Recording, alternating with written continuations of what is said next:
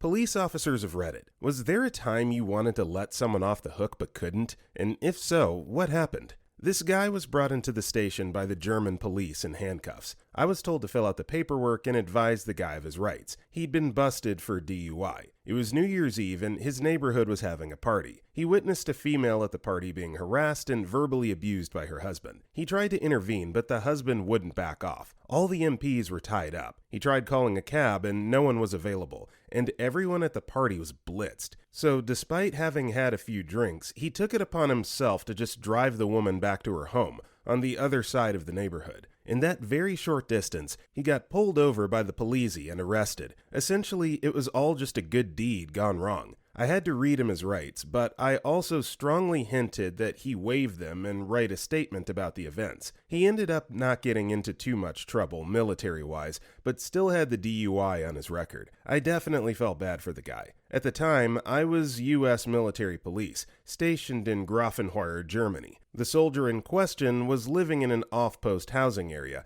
in which the Germans and the U.S. both have jurisdiction. The police were conducting random stops, as they have the right to do so since it was New Year's. Since the soldier was compliant and not stumbling around acting like a fool, he was not charged on the German side of things. They simply brought him to the MP station and let us handle it. The DUI remained on his record, but he was not demoted or barred or anything, since he could prove that he'd exhausted all options before choosing to drive. Edit. He wanted to write a statement about it long before he waived his rights. Even after being advised, he kept talking and told his story. Everything he was saying would have gone in my report anyways, so higher up suggested it would probably just be in his best interest to write out the full story, instead of getting it piecemeal in my paperwork. He was clear and articulate, with no outward signs of being intoxicated. They didn't walk to the woman's home because it was a housing development. Her house was on the other side, a good mile walk or so. It was on December 31st/January 1st, very late/early and freezing cold. The MPs were tied up, and a cab couldn't get them for another 1 to 2 hours. The woman didn't drive because she'd had far more to drink than the soldier had. I'm not sure what came of her husband. Story 3. Obligatory, not a cop comment, I'm sorry, but I am a criminal defense attorney, and I have to be vague about this because privilege. I had a client who charged with public intox, but this person was not drunk, just off their meds and manic. I watched all the body cam footage. 5 cops responded, and all but one wanted to book my client in on more serious charges. The one who didn't straight up said, quote, "I'm not comfortable taking this person to jail. They need to go to the hospital." A supervisor was called in and overruled him, telling all the cops there to book the client in on 3 serious charges, one of which was a felony. The one cop recognized the situation for what it was, and literally took my client out of another cop's car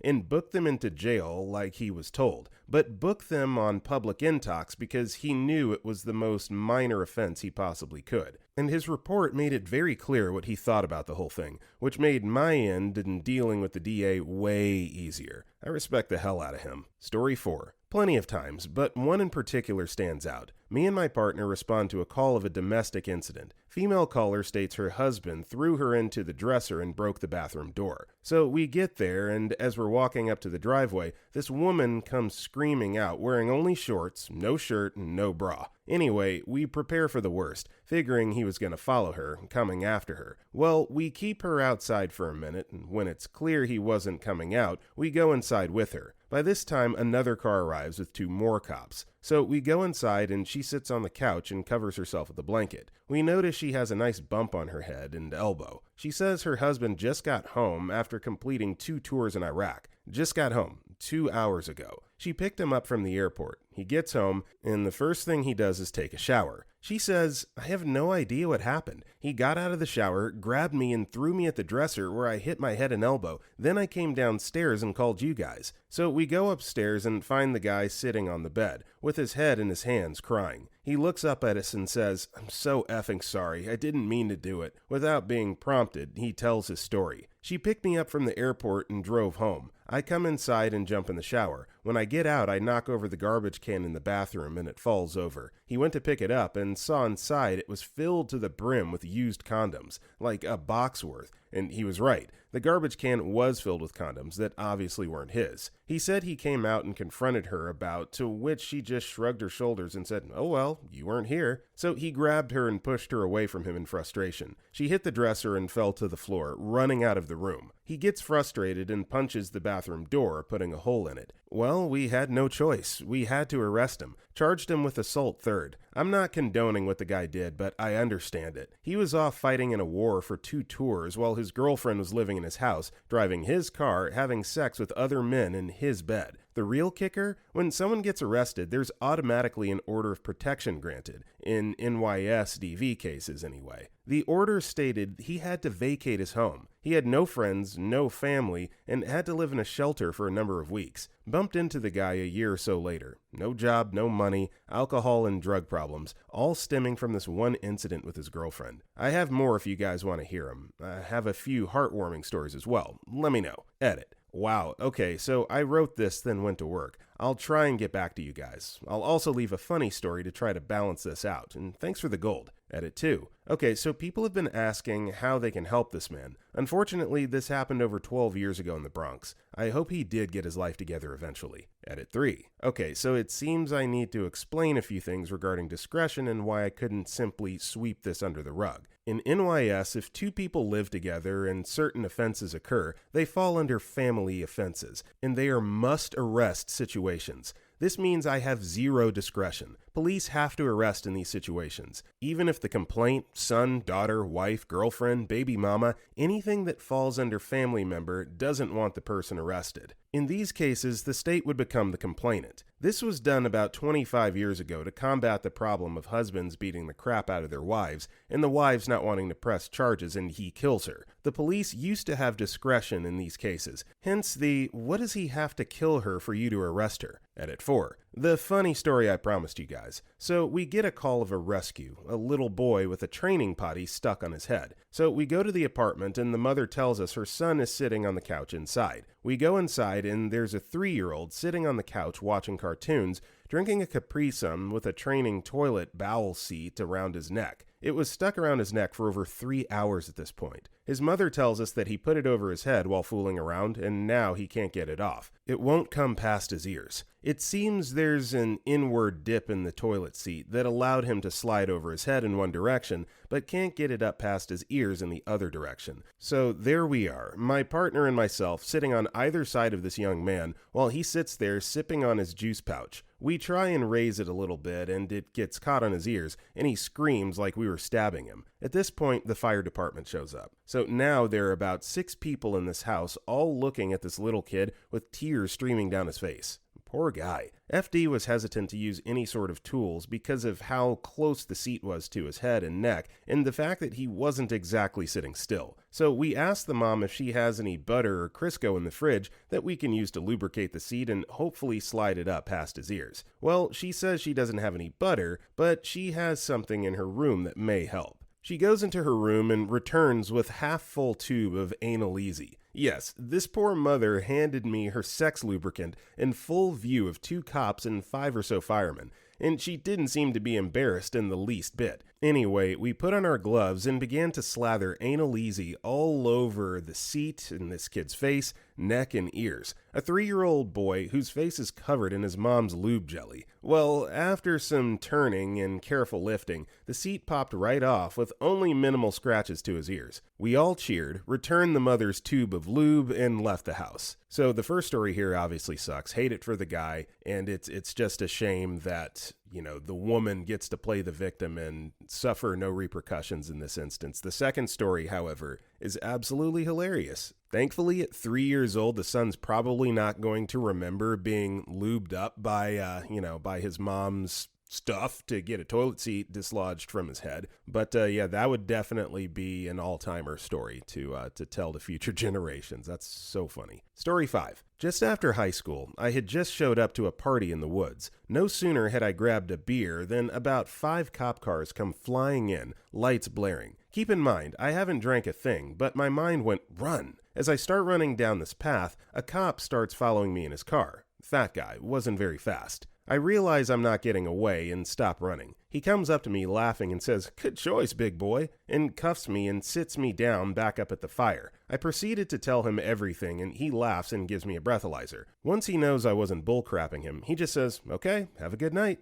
Best cop ever. Edit. Forgot to mention, a few years later, my wife and I were visiting my parents in the same town, and he pulled me over for speeding. He walks up to the window, looks in and laughs. "Slow down, big boy," and then drives away. Story 6. Body cameras have changed how we operate, big time. I love them and record far more than policy dictates, but they do diminish our ability to make decisions based on circumstances. For instance, a couple weeks ago, I handled a simple shoplifter. He was homeless and genuinely seemed like a decent guy stealing things he needed to survive. However, the entire encounter was on body camera. How can I justify not taking one shoplifter to jail, then turning around and taking the next? How do I know their personal circumstances? Make no mistake that attorneys are requesting our body camera footage for everything we do. The fear of finding discrepancies in how we handle situations is real. There are less breaks given now, and if you give one, it better be consistent to everyone who violates the same law. In the end, I still prefer to record everything and will take that loss of discretion over getting sued. Story 7. Not a cop, but when I was 17, some friends did a scavenger hunt. My girlfriend and I bowed out early because it ended up being a tie. The tiebreaker was defined as, bring back the coolest thing you can. One of the teams heads over to a shopping plaza, where there is a mechanical horse ride. With just a couple bolts, they take this horse off the mechanical ride mechanism and put it in the back seat of a 1986 Chevy Nova.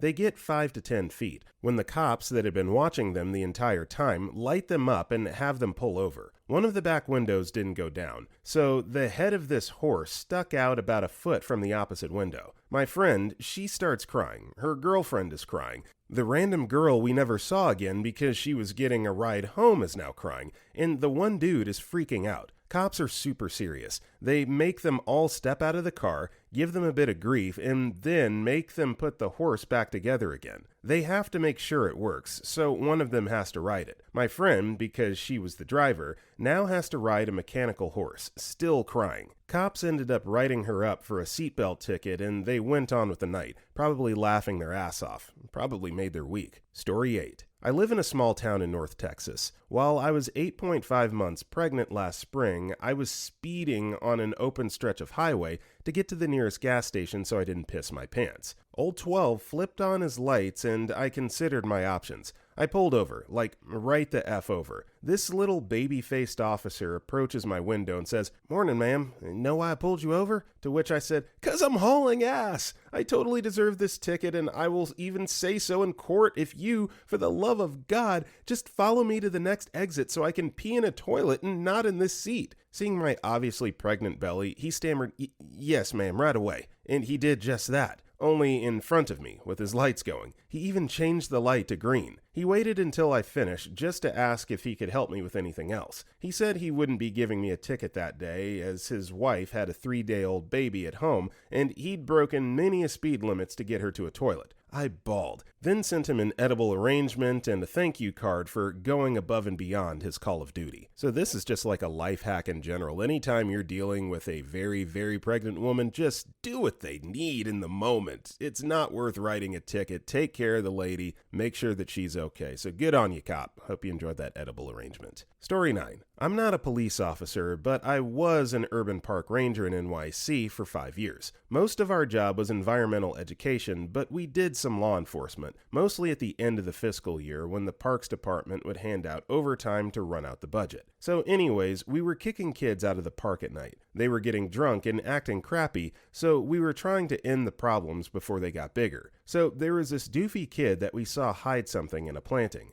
I got out of the truck to approach him and he took off. I chased him, caught him, and handcuffed him. We put him in the back of the truck while my partner looked for what we thought was a bag of weed. For the record, had he not run from me, we probably would have just sent him home, but we were out there to do a job and we needed to show results. So I'm in the truck with this idiot and he starts losing it, telling me there's nothing to find and he didn't hide anything. Meanwhile, my partner can't find anything. I can see that this kid wasn't one of the cool kids, because I was never one of the cool kids, and he's been acting like an idiot to fit in. But I have to do my job here, so I start trying to calm him down, asking him a bunch of dumb questions, which he fumbles through. Finally, I ask him, "Is my sergeant at least looking under the right tree?" "No, it's the other tree." "So what's he looking for?" There's a blank stare on his face. F. So I tell my partner to check under the other tree. He finds a single bottle of twisted tea. I uncuff the kid. "Get the F out of my truck and go home, you effing idiot." Story 11. Yeah, a few years ago, I responded to a domestic incident between a lifelong family friend and his wife who knew my family before I was even born. Talk about awkward. Being directly in the middle of a personal argument of people that watched me grow up from the moment I was born. Ultimately, the male half had pushed the female during the argument and was arrested. He admitted to it and whatnot, so there was no question it occurred. I have no tolerance for domestic abuse, and arresting for domestic abuse is one part of the job that makes me feel like I'm actually making a difference, if not just for one person that shift. But I'd be lying if I said I didn't feel bad while processing the arrest. This guy otherwise was a saint and helped my family out a ton in more ways than one. But what can you do? It was awkward. I don't feel like I did the wrong thing at all, but I was just sort of wish the guy was able to control his temper so I didn't have to deal with that. Story 12. Not a cop, but two stories. One mine, one not. Mine first. This happened in Kirkland, Washington several years back. Raging stomach flu, and my roomie wakes me to drive her to the airport. I have to go because I agreed and I'm the only one there. I think it's safe to go, so I drive the 25 minutes to drop her off. On the way back, I realize it's not so safe, and I'm in a part of town with no real place to pull over and puke, so I speed trying to get home. I'm 2 exits away and I get pulled over. The cop is irritated at my initial lack of response when he asks if I know how fast I was going. He asks again and I grumble out, "Sorry, I have the flu and I just want to get home before I puke." He doesn't believe me. When he comes back with the ticket all written, everything I've ever eaten is fighting to come back up. "You might want to move back." He stepped forward and put his hand on his gun, thinking it was a threat. "What did you say to me?" I projectile vomited onto his shoes. It was obvious I was trying not to hit him with the mess. He visibly is traumatized. For 2 minutes or so, it was just me apologizing and him staring at his pants and shoes, ticket in hand. He never looked back up and never gave me the ticket, just sort of waved me on while he stared at his puke-covered shoes. Now my friend's story. If he's on Reddit, maybe he'll correct some of the details. This was in the Salt Lake City area, or the rural parts around there. He had eaten something a bit rough on his stomach and was driving home when things went south. He pulled over and ran into a field to let loose his questionable meal, but farm fields after they've been plowed aren't very flat, and he managed to trip, covering his pants in, well, you can guess. The worst part is his wallet fell out of his back pocket and landed right in the same mess.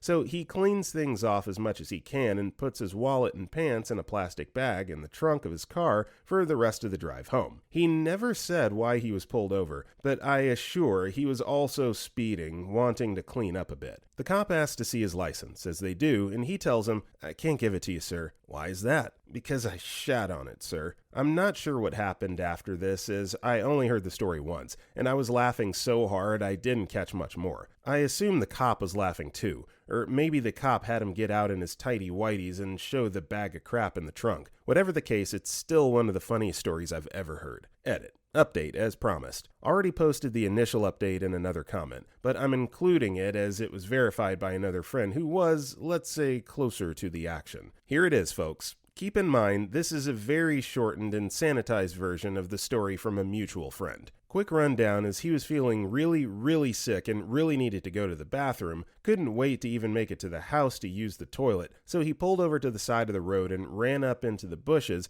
dropped his pants, and when he did, his wallet fell out of his back pocket, so we took a crap. Then, after realizing that his wallet was not in his back pocket anymore and realized that he'd crapped on it, proceeded to move it to the trunk of the car, drive home, then was on his way home and got pulled over by a cop, and then had to try and proceed to tell the cop the story of why he didn't have his wallet and why it was located in the trunk, and when he finally got through the embarrassment and told the cop what happened, and I think showed him the wallet, the cop just bowed his head, shook his head, and told him to get home. So I forgot that he had another friend of mine in the car, my college roomie in fact, when this event happened. After clarifying further, the passenger had to stay in the car while the pantsless driver had to walk back and show the cop the bagged pants and wallet. Now from the other person, calling the driver Joe and the passenger Tom, not their real names obviously. Joe pulled over and ran out into this row of hedges past the ditch, dropping his pants as he went. The crap splashed all over his shoes and pants, and his wallet had fallen out as he pulled his pants down. It landed right at ground zero, so he was crapping right on it. Everything that wasn't plastic had to be thrown away later. When he came back to the car, he was barefoot and in his garments, which were mostly spared from the mess, holding his shoes and pants way out to the side. Tom opened the door to pop the trunk. Tom was laughing his ass off and still gagged. It smelled that bad. Anyway, Joe got in the trunk and found a plastic dry cleaning bag to put everything in and wiped himself off, then got back in the car to drive the rest of the way home. Tom was trying not to laugh, and Joe kept telling him to shut up. When the lights went on as we passed the police car, Tom lost it. When the cop came up to the window and looked in, Joe was bright red. The cop asked for his license and registration, and he hesitated before handing the registration over and said, "I have my license with me, but I can't give it to you, sir." "Why exactly?" "It's in my wallet in the trunk, sir." "What's your wallet doing in the trunk?" Joe answered, "I shat on it, sir." Tom started laughing. He couldn't help it. The cop leaned closer and saw that Joe wasn't wearing pants and shoes and asked him to show him the wallet. He got out and popped the trunk. The cop moved further from the car when the smell hit him. So Joe picked the bag up and showed his wallet in the mess. The cop just told him to go home, but drive the speed limit. The cop was shaking his head when he walked back to his car. Joe got into the car, immediately shot Tom a look, and told Tom to shut up. Tom sat there trying to stifle his laughter the rest of the ride home. Joe is now a teacher. Story 13. Not a police officer, but here's my story. I was 17 at the time, went to a party with a bunch of friends, and planned on staying the night at the farm where said party was held. Had one single beer and managed to get in a fight with a guy who was drunk and backhanded his girlfriend across the living room. Put the guy against the wall and was beating some sense into his sorry ass when his girlfriend grabs my shoulder, spins me around, and slams a brick directly into my nose, breaking the crap out of it, screaming how I shouldn't be hitting her boyfriend. I back away, informing him that this female dog is the problem now, and promptly left. As I'm driving down the highway, speeding slightly because of adrenaline, my nose starts bleeding again, and as I'm reaching for a rag in the passenger seat, I swerve into the other lane. And here come the party lights. I pull over and wait, trying to staunch the blood flow from my recently broken nose. Officer comes up, sees the blood everywhere, asks if I've been in a fight and if I've been drinking. I was always taught to always be honest to police officers, so I just told him the truth about what happened. He gave me a breath test. I blew more than 0, but way under the legal limit. But since I'm only 17, he has to do the old cuffin' stuff. I'm riding in the back of the car trying to figure out how to not get killed by my dad when his radio starts going crazy with noise. I heard shots fired, an officer down, and a bunch of other stuff I couldn't really make out. The cop immediately pulled over and just hung his head down. After a minute, he tells me what's going on. He didn't really want to arrest me in the first place. The officer in trouble is a very old friend of his, and if he has to take me in and process me, he'll not be able to respond to the call. He asked me that if he takes me back to my truck and lets me go, that I swear to him I'll never drink and drive again. I promise him I won't. He takes me back, uncuffs me, jumps back in his car, throws on the lights and sirens, and flies out of there. To this day, if I've ever had one sip of alcohol, I will not get behind the wheel of a car. I found out in the papers later that his friend survived, having been shot in the leg and arm, but I still think about that guy every time I have a beer. So this is a pretty cool way to learn a life lesson. I don't know if the cop expected OP to honor that or not, but cool to hear that he is definitely adhering to that sage advice from the cop, and glad to hear this partner survived. Story 14. When my best mate and me were 17, we were walking home through a dodgy part of town one night after a party. We sat down leaning on one side of a store. On the other side of the store, across the parking lot, there was a car idling and some guys standing around it. Whatever, we'll leave them alone. Sitting down for about 5 minutes when one of the guys from across the lot ran around the corner and yelled, "Cops!" I'm not sure why we ran, but we did, and we got to the end of the car park before the police stopped us. We still have no idea why we ran. We had nothing to hide. I think it was just because it happened so fast. So one officer talks to us, and we tell him we didn't know that guy and we made a mistake. I showed him my Catholic school ID card because it was the only ID I had. He was a nice guy about it and even laughed that we could be so naive and just run. We told the truth and the cop told us to take our alcohol back and just get home safe. The other guy lied and they took his alcohol and he was pissed. Saw him about a month later randomly and he remembered me. Told me all cops are jerks. That's probably true if you lie to them, lol. Story 15. This thread is already so old, and I know this is going to get buried, but I have to share this story anyways. Years ago, I took a law enforcement class and was told this story by the officer it took place to. Around 2 in the morning or whatever, right before this officer was supposed to get off his shift, he pulls this lady over. Obvious DUI. Obvious. He grabs her license and stuff, and she literally lives like a block over. It's late, and he doesn't really want to deal with the paperwork and says, look, I'll just give you a ticket if you can get someone to take you and your car home. Lady was not having it. She said she had no one. There was no one who could take her. He continued asking, pleading almost, feeling almost bad for this poor woman, who he described as an emotional wreck, but she didn't budge. She said she was divorced, knew none of her neighbors, and her 18-year-old son had literally died the night before, and that's why she was drinking herself into oblivion. The officer was stumped. He had no idea what to do. He couldn't book this lady. He told her one moment and started heading back to his car. He looked behind him to see her pull something from her bag. He ran back to her as she slit her throat with a little knife she had in her bag. He said luckily it wasn't a bad cut and he was able to stop the bleeding while he waited for the ambulance to arrive. Apparently that lady called him a few weeks later and had apologized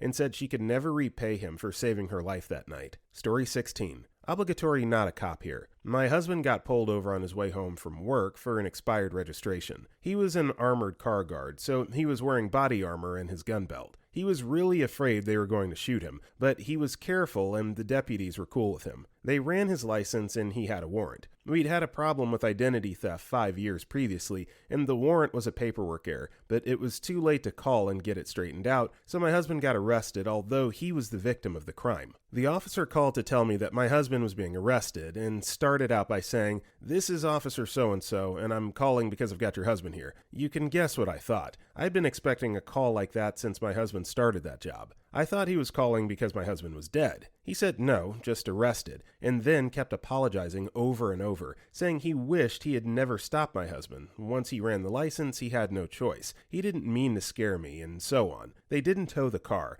and they let my husband leave his uniform shirt, body armor, and weapon in the car so I could get it. My husband still got arrested, but the next day, single phone call got everything cleared up. Story 17. Was assigned to the ship's security force while stationed on an aircraft carrier 8 to 9 years ago. Was on night shift alongside my assigned partner, conductive as usual through our patrol zone of the ship. When we heard a noise coming from one of the weather decks, we went to investigate and I found one of the guys I knew from my division, standing with his head sort of leaned back. Seeing the beam from my flashlight, he looked up suddenly with an "oh crap" look on his face, a split second before a woman's head raised into view. He had been out there getting a Hummer from one of the ship's cooks. The captain had a standing rule of no sexual activity on board the ship, which I never agreed with, so anytime I caught people getting frisky, I would just tell them to finish up and not get caught again. That night wasn't going to be an exception, however. The person I was partnered up with that night was a guy I never really liked, that also had a major hard-on for the rules, so it was either take them both down and get their statements, or have my partner rat me out for letting them slide on disobeying a standing order. They both ended up getting sent to the captain for non-judicial punishment, resulting in the both of them being put on restriction, along with him getting busted down 2 pay grades. He had put on Petty Officer 2nd Class recently, but was not yet given the actual pay grade. We call this frocking. And since he was married, the captain made him call his wife to tell her why he was getting busted down. I didn't know he was married, and finding that out alleviated the negative feeling I had about having to take him in for it. I did find it kind of crappy that the woman, while she also went on restriction, got to keep her rank. Story 18. I was an MP in Germany. I was coming to an intersection and saw a car in the left turn lane that wasn't moving. I pulled up behind it and turned my light on, assuming they were having car trouble. I walked up to the driver's window and talked to the woman driving, and she told me she didn't know how to drive a stick shift. I didn't know how to proceed, so I called my desk sergeant on the radio,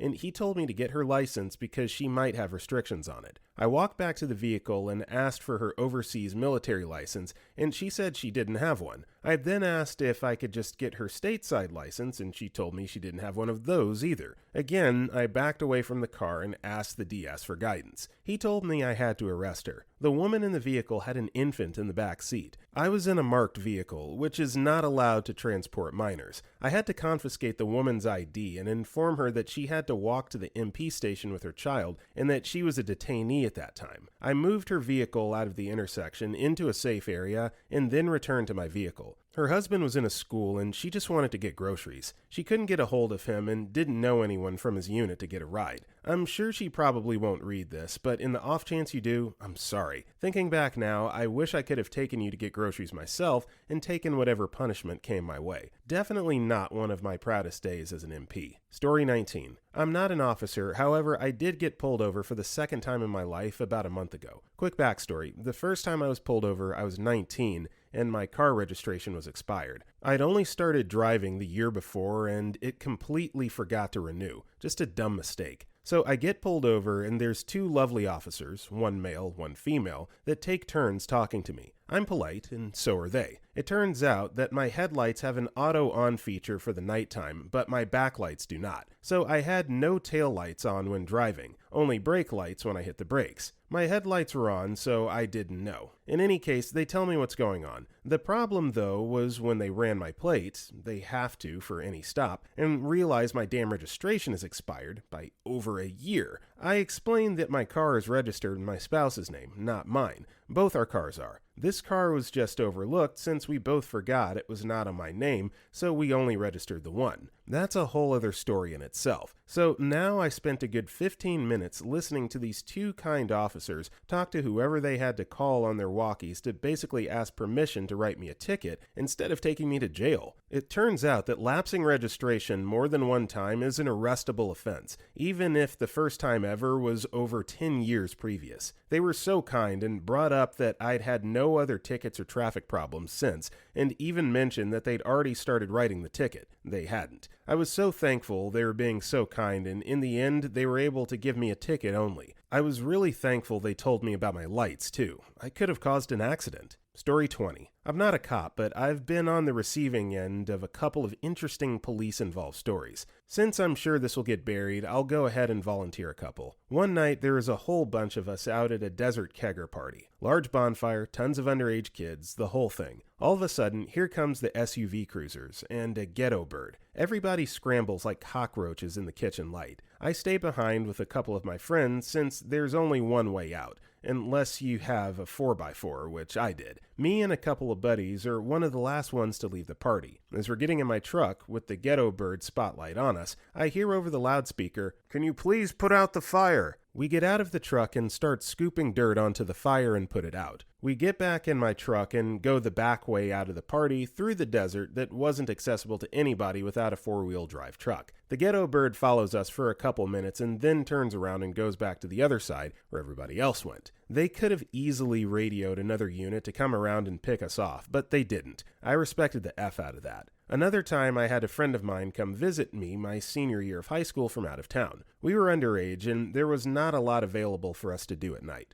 About 3 o'clock in the morning, we decided to make a trip to a 24-hour Walmart. We went inside and bought these little fake guns that shoot the little suction cups out of the end. As we were leaving, we were parked at the light and I shot a suction cup from the driver's seat through the passenger window and it stuck to an airport shuttle van. It stuck right behind the driver's window and he floored it through the red light. He drove off through the parking lot and was flying over speed bumps and all kinds of erratic crap. We had no idea what the hell was going on. About 4 blocks later, a cruiser gets behind us and pulls us over into a gas station parking lot. We ended up getting involved in a full felony stop, 6 cruisers and a ghetto bird on scene. I think a sheriff's Tahoe even made an appearance. We get yanked out of the truck, handcuffed, and put in the back of cruisers. When the officers find the little suction cup guns in the back of my truck, they could not find it funnier. They were doing barrel rolls over the hood of other cruisers and shooting other cops that were showing up on scene with the little suction cups. Eventually, an older gentleman, who must have been the ranking officer on the scene, pulled me out of the back of the cruiser and took me out for a little private talk. He asked me if there was anything I wanted to tell him.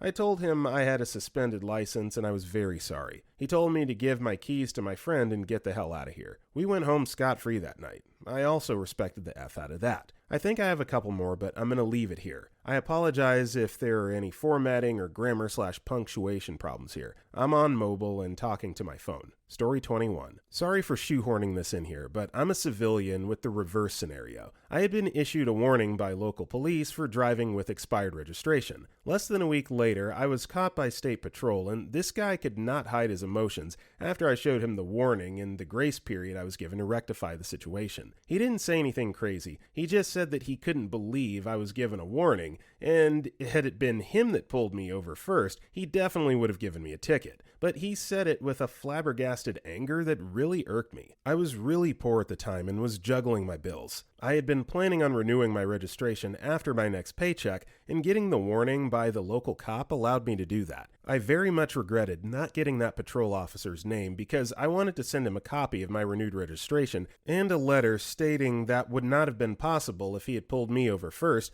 because I would be paying for a ticket instead of registration. That simple interaction made me start to look at police officers a little differently. Story 22. Not me, but my dad, and I was just barely old enough to remember this at the age of 6, but my aunt, the single most important person in my life, died just before my 7th birthday due to cancer. It tore the family apart, but none more so than my dad, who had always struggled with alcohol. So does most of my family, honestly. But he got smashed. I mean, couldn't talk straight, let alone see straight levels of smashed, and took his motorcycle for a drive. My dad, crap-faced drunk, ran a red light, got T-boned by a van of some kind, went through 2 people's yards, smashed a picket fence to pieces, and rammed into a parked car. How he was alive after that, I don't really know, but the officers that arrived on the scene cited my father as a crying mess. All he could do was sob uncontrollably and call for my Aunt Kim, or his baby sister. They admitted they felt awful for him, but they had to book him. My dad then spent 9 months in a house on the other side of town with 7 or so other grown men doing some kind of detox routine. I wasn't allowed to visit often, and I barely remember the house as a whole,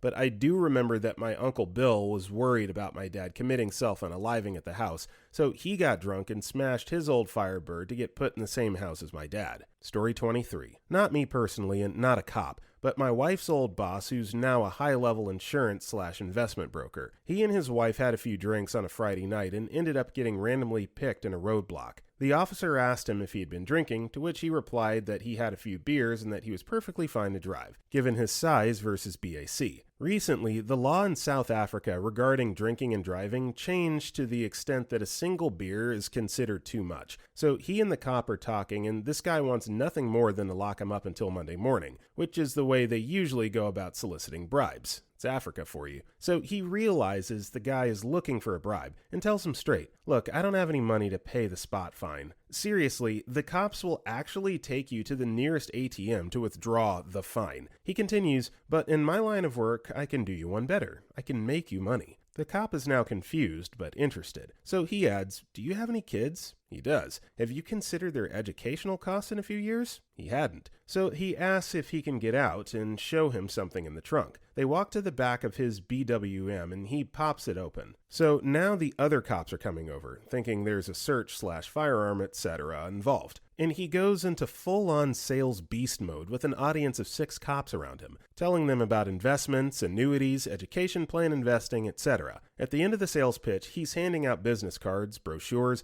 and setting up appointments with 3 of the guys. That Monday, he saw the first guy who signed up for a R25,000 educational investment fund and another one who wanted a retirement annuity. So instead of getting a ticket or being jailed for the weekend or paying a bribe, he actually got the cops to pay him commissions. Now that's a salesman. Story 24. I have a couple. One where I wanted to give a guy a break and I'm glad I didn't, and another where I wanted to give another guy a break and wasn't able to. The first one I should preface by saying at this point, I worked in an area known for drug and human trafficking. I was driving down a neighborhood road around 0300 after some night surveillance. I saw a fire pit in this guy's front yard. We'll call him Kevin. The pit wasn't flaming, but had a lot of embers. I know Kevin from my encounters with his family, so normally I'd douse the embers, and I'd warn him the next time I saw him instead of waking him. It was a dry area and embers could start a brush fire. I decided that he had enough warnings in the past, so I knocked on the door. He came and I told him to go snuff out the embers or I'd cite him. He seemed nervous, and as he was snuffing the embers, I glanced in his home through the open door and saw some backpacks and shoes stacked. I asked him if he said he'd found them. I yelled in the house, "Is anyone in the house?" A woman's voice in strained English said, "Yes, call police." I drew my weapon on Kevin, called back up, and cuffed Kevin. My backup arrived, and we found 3 women and 2 children in the home. They told us they were being held until the husband of one would pay $3,000. Luckily, that night was the last straw of Kevin's unattended fires. The second was a guy named Martin. Martin had been in and out of jail, but had been clean from drugs and out of jail for a few years. He got a job as a trucker and had been doing well. One night, a truck speeds by me doing 25 mph over the speed limit. I catch up and pull the truck over, and the computer told me it was Martin. As I pulled him over, I heard a newer cop radio that she was on the way to my location. My plan was to read him the riot act about how he could lose his job over a criminal speeding ticket and let him go with a warning. When I got to the truck window, I saw a meth pipe in plain view. I waited to address it, though. I honestly thought about telling him to destroy it and cut his crap, which is against policy. As I was telling him how he shouldn't be speeding, the rookie cop came to the other window and immediately saw the pipe and radioed a K9 unit. The K9 unit showed up, had PC to send his dog through the truck, and found enough meth to charge Kevin with a felony. Martin pleaded guilty and did 2 years in prison.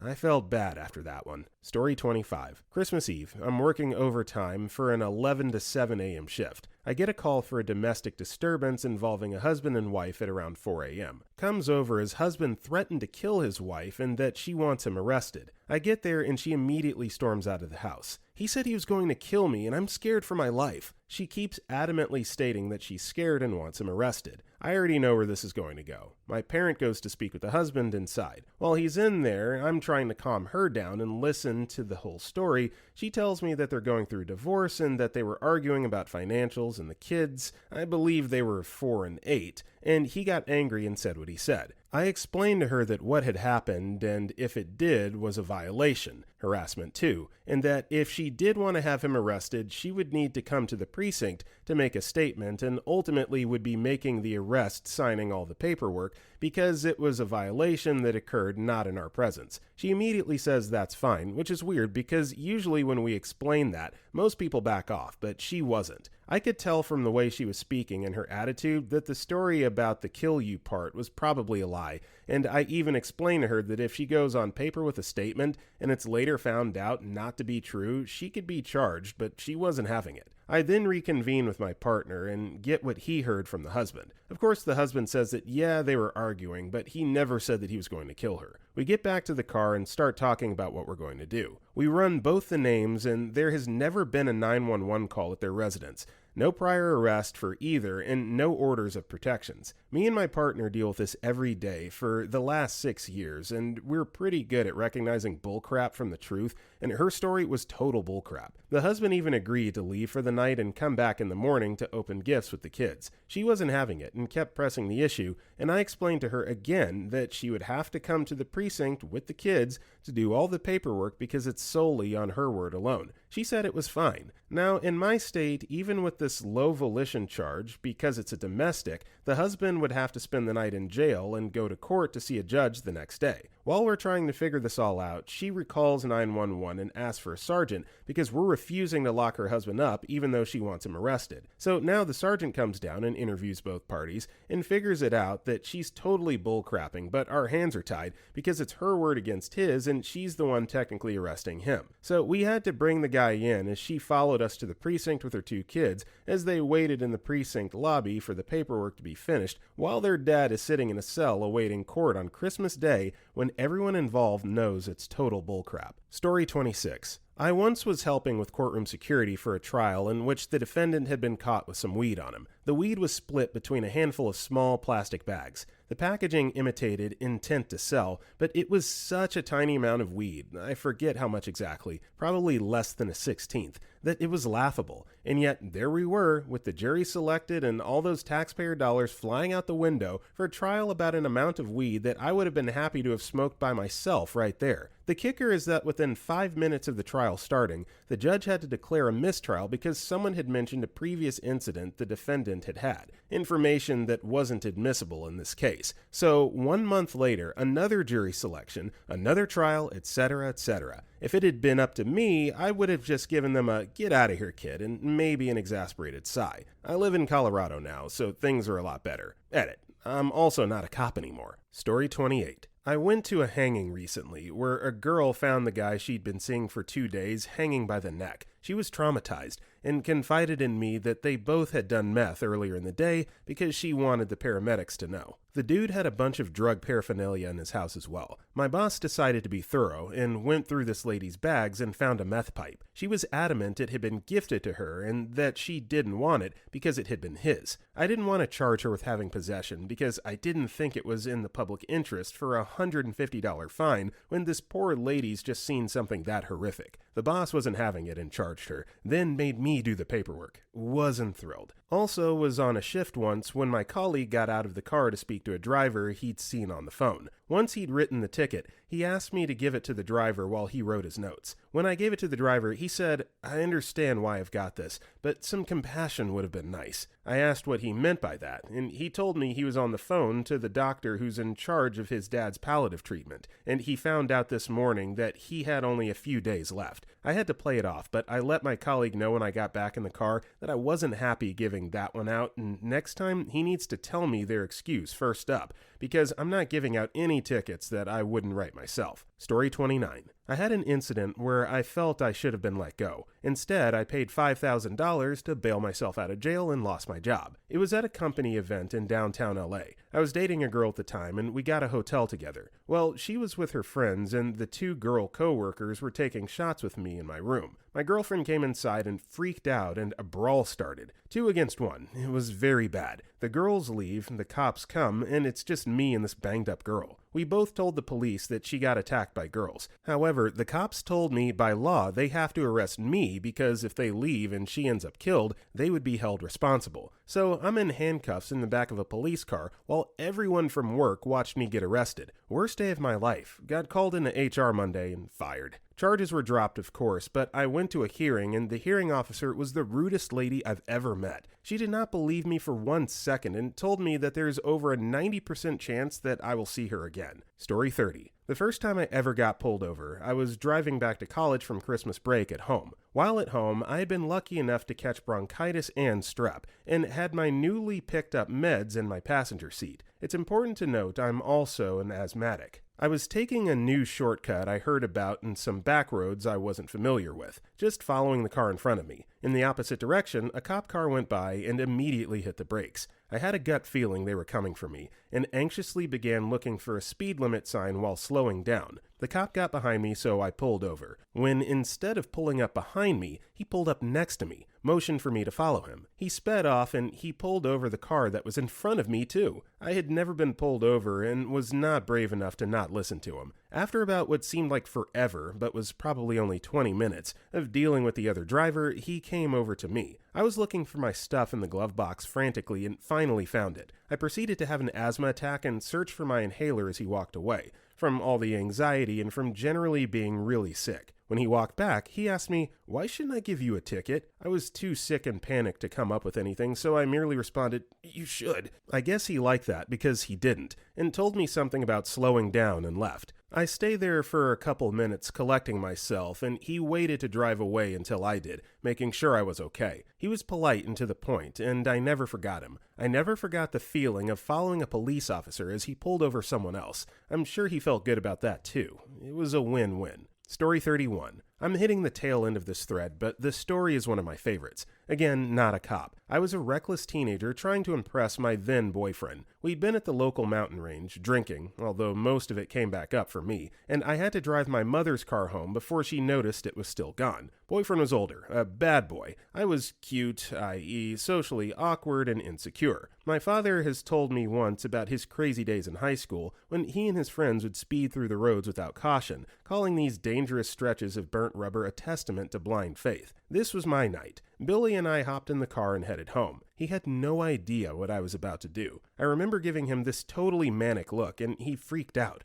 "What are you doing?" That's when I floored it. Flew through a good 20 streets and 3 to 5 red lights before being overtaken by the dreaded sirens and lights. I pull over, terrified, manage to sneak a mint into my mouth and wait. The cop who pulled me over walks up, huge white guy, bald, menacing, and says, "Are you effing retarded?" The weight of my actions and stupidity crushed the breath out of me, but I managed to squeak out, "Yes, sir." The rest of the conversation transpired like one would between a disappointed father and his daughter, and by some miracle/unspoken connection or understanding, he let us drive the next 2 blocks home with a warning that he'd be watching and I'd better not make the same mistake twice. I kept my word, and I've been driving like a granny since. Story 32. I used to write parking tickets for my hometown. I'm a volunteer firefighter, so mainly my tickets were for hydrants and no stopping zones. One of the rare times I was writing a meter ticket, an older woman runs over, fully out of breath, and says, "I can't believe I'm about to say this, but I just almost crapped myself and had explosive diarrhea and had to run to one of the stores to use the bathroom." I said, "Say no more, don't worry about it." There were plenty of times where I wanted to let people off the hook, but I couldn't because the ticket was already printed. Once it's printed, I can't do anything about it. I had given a guy a ticket in a lot, and his demeanor was more, "Oh man, okay." And then, after ogling through the lot, I came across the same exact car, not the opposite end. I didn't realize it, wrote the ticket and printed it out. The dude walks out and starts yelling at me, "You better not be giving me another ticket. I was getting coffee, man." Dude didn't have any coffee, and the coffee shop was in front of the first place I had written the ticket. The dude was full of crap. I still felt bad, so I started explaining how to get rid of the ticket and where to go. He flipped out on me for about 5 minutes. I told him to please just take the ticket. He refused. Finally, I told him he will get it in the mail. He then went nuts. I'm a pretty calm person, but this dude just pissed me off. I yelled at him in uniform and told him to shut his mouth.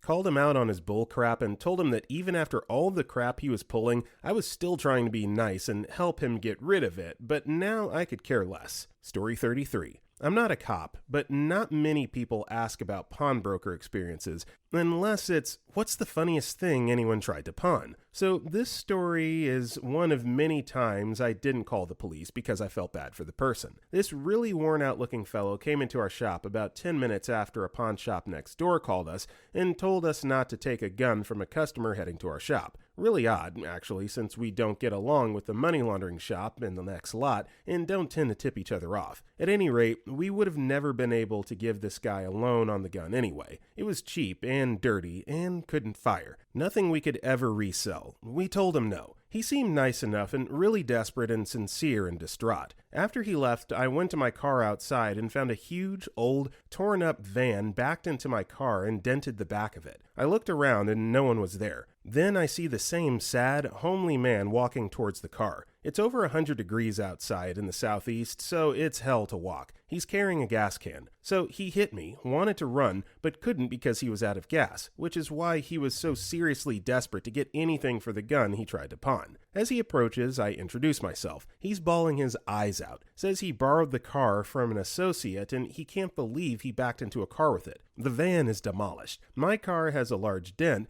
but it's hidden under the spare tire on the back door. His van is very obviously demolished. Those old cars crumbled up like potato chip bags. Anyway, not only did I not call the cops or report it to insurance or anything, I loaned him way too much money on a gun I knew was going to be thrown away and never sold by our store. I felt so effing sorry for the guy. He seemed like a nice man, just on a crappy stretch of bad luck and choices. That was about 15 years ago. I'm still driving the same dented Honda CR-V. Story 34. I was driving back to college after summer break and was going 80-something on 65, passed a car and pulled into the center lane with a cop doing the same from the other side of the center lane right behind me. I didn't see him because he had just passed an 18-wheeler. I see him in the rearview mirror and I knew those lights would turn on, which they did. I pulled over to the side of the highway and he came up and asked me if I know why he pulled me over. I told him, speeding. He confirmed and asked me if there was an emergency or any other reason, why I was speeding, and I essentially just told him I'm on my way back to college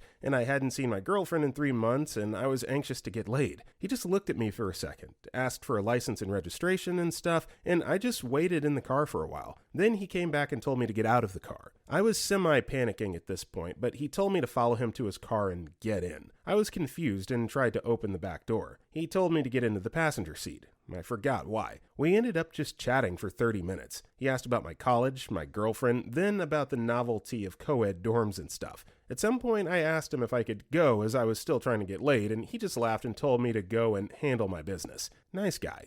Like, if there's ever an example of honesty being the best policy, this is it. Just tell the cop the truth. You don't need any elaborate excuses. Just be straight up, hey, I'm trying to get laid by my girl, or whatever the truth is. They are far more likely to appreciate your circumstances if you just shoot them straight. Story 35. Around 15 years ago, I was on uniform patrol for a mid-sized city in the U.S. Get assigned to a talk with officer call on my beat. Meet with the caller. He and his wife are separated and he wants to drop Christmas cards off for his daughter, but he's concerned things might get heated with his ex, so he wants a uniformed officer to accompany him. He forgets to mention that he has a 50B order in effect, protection from domestic abuse. Had he mentioned it, I would have advised him against. So we go to his ex's home and ring the doorbell. No answer, so we try the garage door and it's unlocked. Leave the presents inside the garage and leave together, end of story. A month later, I get summoned as a witness for the DA in a case I don't recognize. Show up and find out that the ex-wife found the Christmas presents in the garage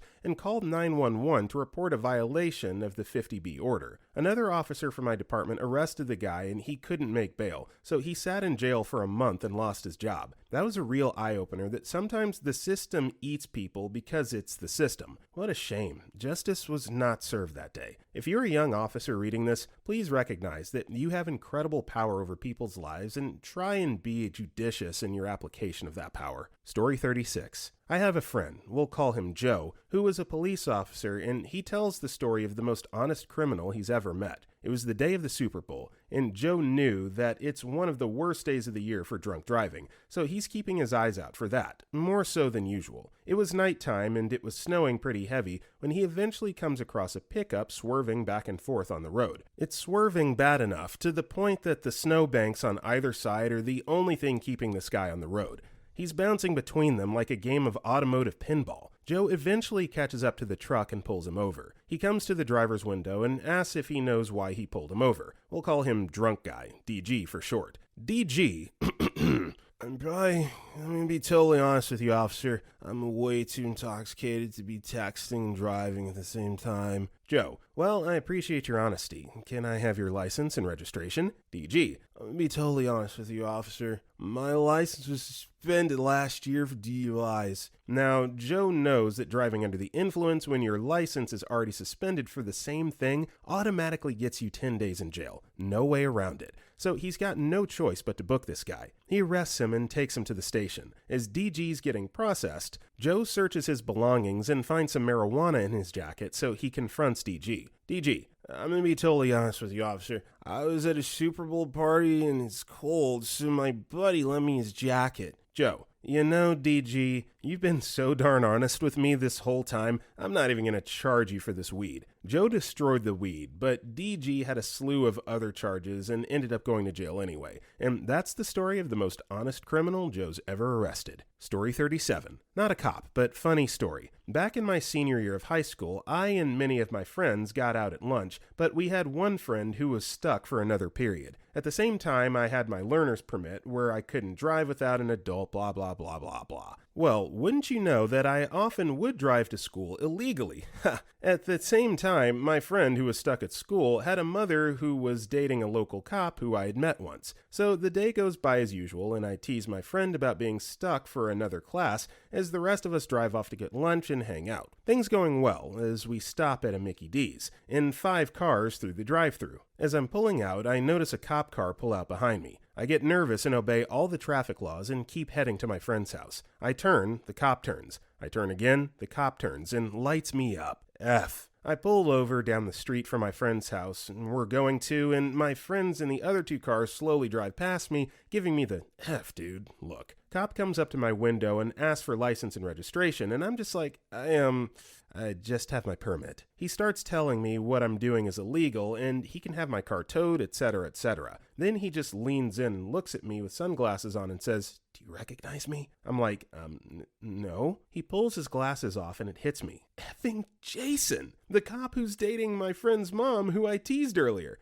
ever set me up. He joked with me and just said, be careful, don't be stupid, then let me off. Story 38. Responded to a commercial burglar alarm at a church where we get alarms on a very regular basis. Usually it's a malfunction of the alarm system or a big rat. Who knows? Anyway, I'm checking the outer doors and all of a sudden I see two men exit a side door. I shout to them to come to me and one starts running. I call out a foot pursuit and give chase. Not long after starting, I catch him, cuff him, and place him under arrest. It turns out him and his buddy got drunk, and while walking home after getting a late night snack, they thought it would be cool to eat their food in a church, entering through an unlocked door. A dumb drunk move that ended in trespassing and obstruction charges for the one guy. If they both just came to me when I saw them exit, I would have just given them a lecture, then let them loose. Once I call out a foot pursuit, someone's getting locked up. Story 39. Police officer. I'm relatively new to the job, have only been off training a short while, and am still on probation. During my field training phase, my trainer was pretty big on stopping and ticketing people on who were on their cell phones while driving, so I too developed a desire to enforce that law. Many cops have a specific type of ticket that they strongly enforce.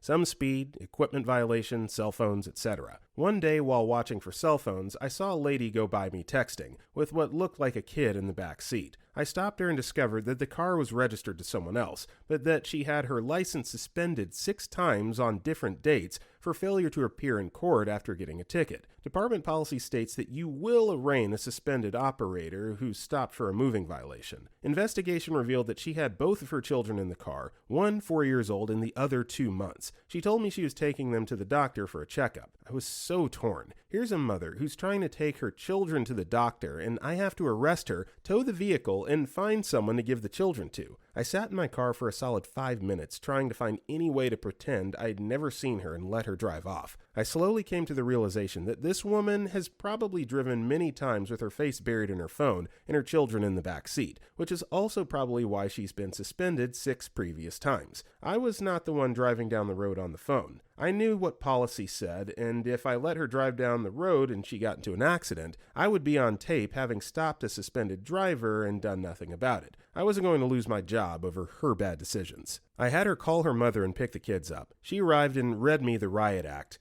Couldn't believe I would charge a single mother. I told her about her daughter's 6 suspensions and how she would probably be free in about 3 hours. She changed her tune when she heard that. Her daughter was charged with a misdemeanor, arraigned, released, and I gave her a courtesy transport back to her house. That was a rough one. I didn't make her drive. I didn't put the cell phone on her hands. She was an adult who made her own decisions. Story 40. I once dealt with a robbery. This is in the UK. An old man, 60 plus, had gone into a corner shop armed with a screwdriver and a small knife and demanded money from the register. Some kids chased him out and said they were calling the police. The old man waited patiently for police to arrive. The uniform officers can instantly tell something is not quite right, and the old man tells them he's suffering from depression and the mental health unit had kicked him out, and he really just wanted to go back and get help before he unalived himself. Those officers made the absolute right decision in sectioning him and taking him to the mental health unit for assessment. They reviewed him and stated that whilst depressed, he was capable of forming the criminal intent required to be guilty of robbery. This is where I step in as the detective assigned to monitor the case. I had several meetings with the hospital, and ultimately I was required to interview the old man. I speak with the shopkeeper, who tells me that she didn't think he was really robbing her and agreed with me that if I could get him help with his mental health, that she would be happy the case didn't go to court. I set up the interview and gave the duty solicitor very generous disclosure and specifically state he may have the defense available to him that his mental health caused him to commit the crime. If you can get him to talk about it, I can speak with the DS about alternatives to charge. Now, for those not aware, medical records are personal and I can't enter them into evidence. I know what they say is the doctors disclosed it, but I need the suspect to consent by raising it as a defense. In interview, the old man replies, no comment to all questions. I even point out that he's already told officers he was depressed. Did it have any impact on the offense committed? However, still, no comment. At this point, I was ready to take him back to the hospital and close the case, as not in the public's interest to prosecute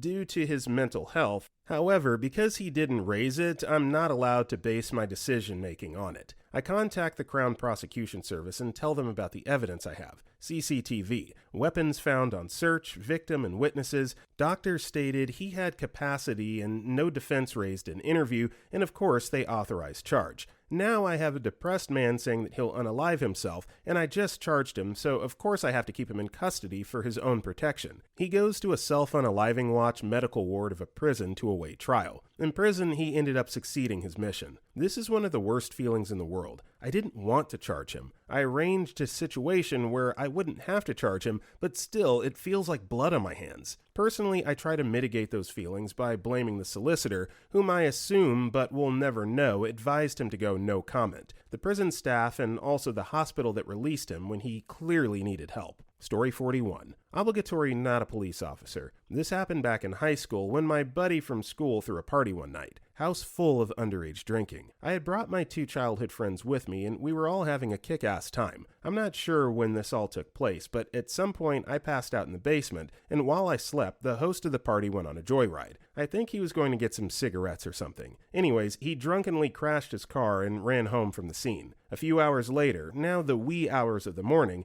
the cops show up and see what's going on and bust up the party and start rounding everyone up. One of my buddies I brought hears this going on and wakes me up. "The cops are here. I can't get in trouble or I'll lose my scholarship. I'm getting the F out of here. You should do the same." He bolts out the back door of the basement, and I do as well. We circle around a few houses to avoid being noticed. I get to my car before I realize that my best friend is still in the house, probably being interrogated by the cops. I get an idea. I drive right up to the house, walk to the front door, ring the doorbell, and get into character. Police officer answers the doorbell. "Can we help you?" I put on my best tired, slightly confused, slightly angry expression. "Good morning, sir. God, I'm sorry. Is Scott in this house? I was woken up by a phone call saying he needs to be picked up." The police officer goes inside, brings my friend out, and I start laying into him. "Are you kidding me? This is where you were? Partying all night with your stupid friends? What, you just weren't going to show up to work today? Making me get out of bed at the ass crack of dawn to pick your dumb ass up? Get in the damn car." "Thank you, officer. I'll make sure this doesn't happen again." I can see my friend is confused as F. I continue to lay into him and make him sit in the back seat. Once we're in the car, it's just pure silence. I can practically hear his brain trying to make sense of what just happened. He finally blurts out, "Dude, how the F?" We laughingly recount the events from both our perspectives, which is how I find out about the drunk driving crash, and apparently the host said someone stole his car. Bad move. Apparently, he just narrowly avoided getting written up because the cops were starting to issue citations. We went to McDonald's for breakfast and played video games the rest of the day. Okay, this is S-tier improv by OP. Outstanding story. Not only saving yourself, you go back for your buddy, no man left behind, and you not only avoid trouble, but you get to play video games all night? Beautiful. Chef's kiss. Story 42. Very late to the party, but what the hell? Years ago, I was driving back home with my infant in the back seat. I had drove 4 hours to attend my divorce proceedings and was very distraught. As I was going down the highway, I spaced out, thinking about how I was going to turn things around for me and my kids. As the minutes ticked by, the faster I drove until I was going a lot over the speed limit. All of a sudden, I noticed a cop. He wasn't hidden, I just did not see him until too late. He lights me up and I start to shake as I had never been pulled over before. He asked for my information and stated that I was going 75 and a 55. As I handed him my license, I said, "My name will change soon as I just left my divorce proceedings." I'm not sure why I said this.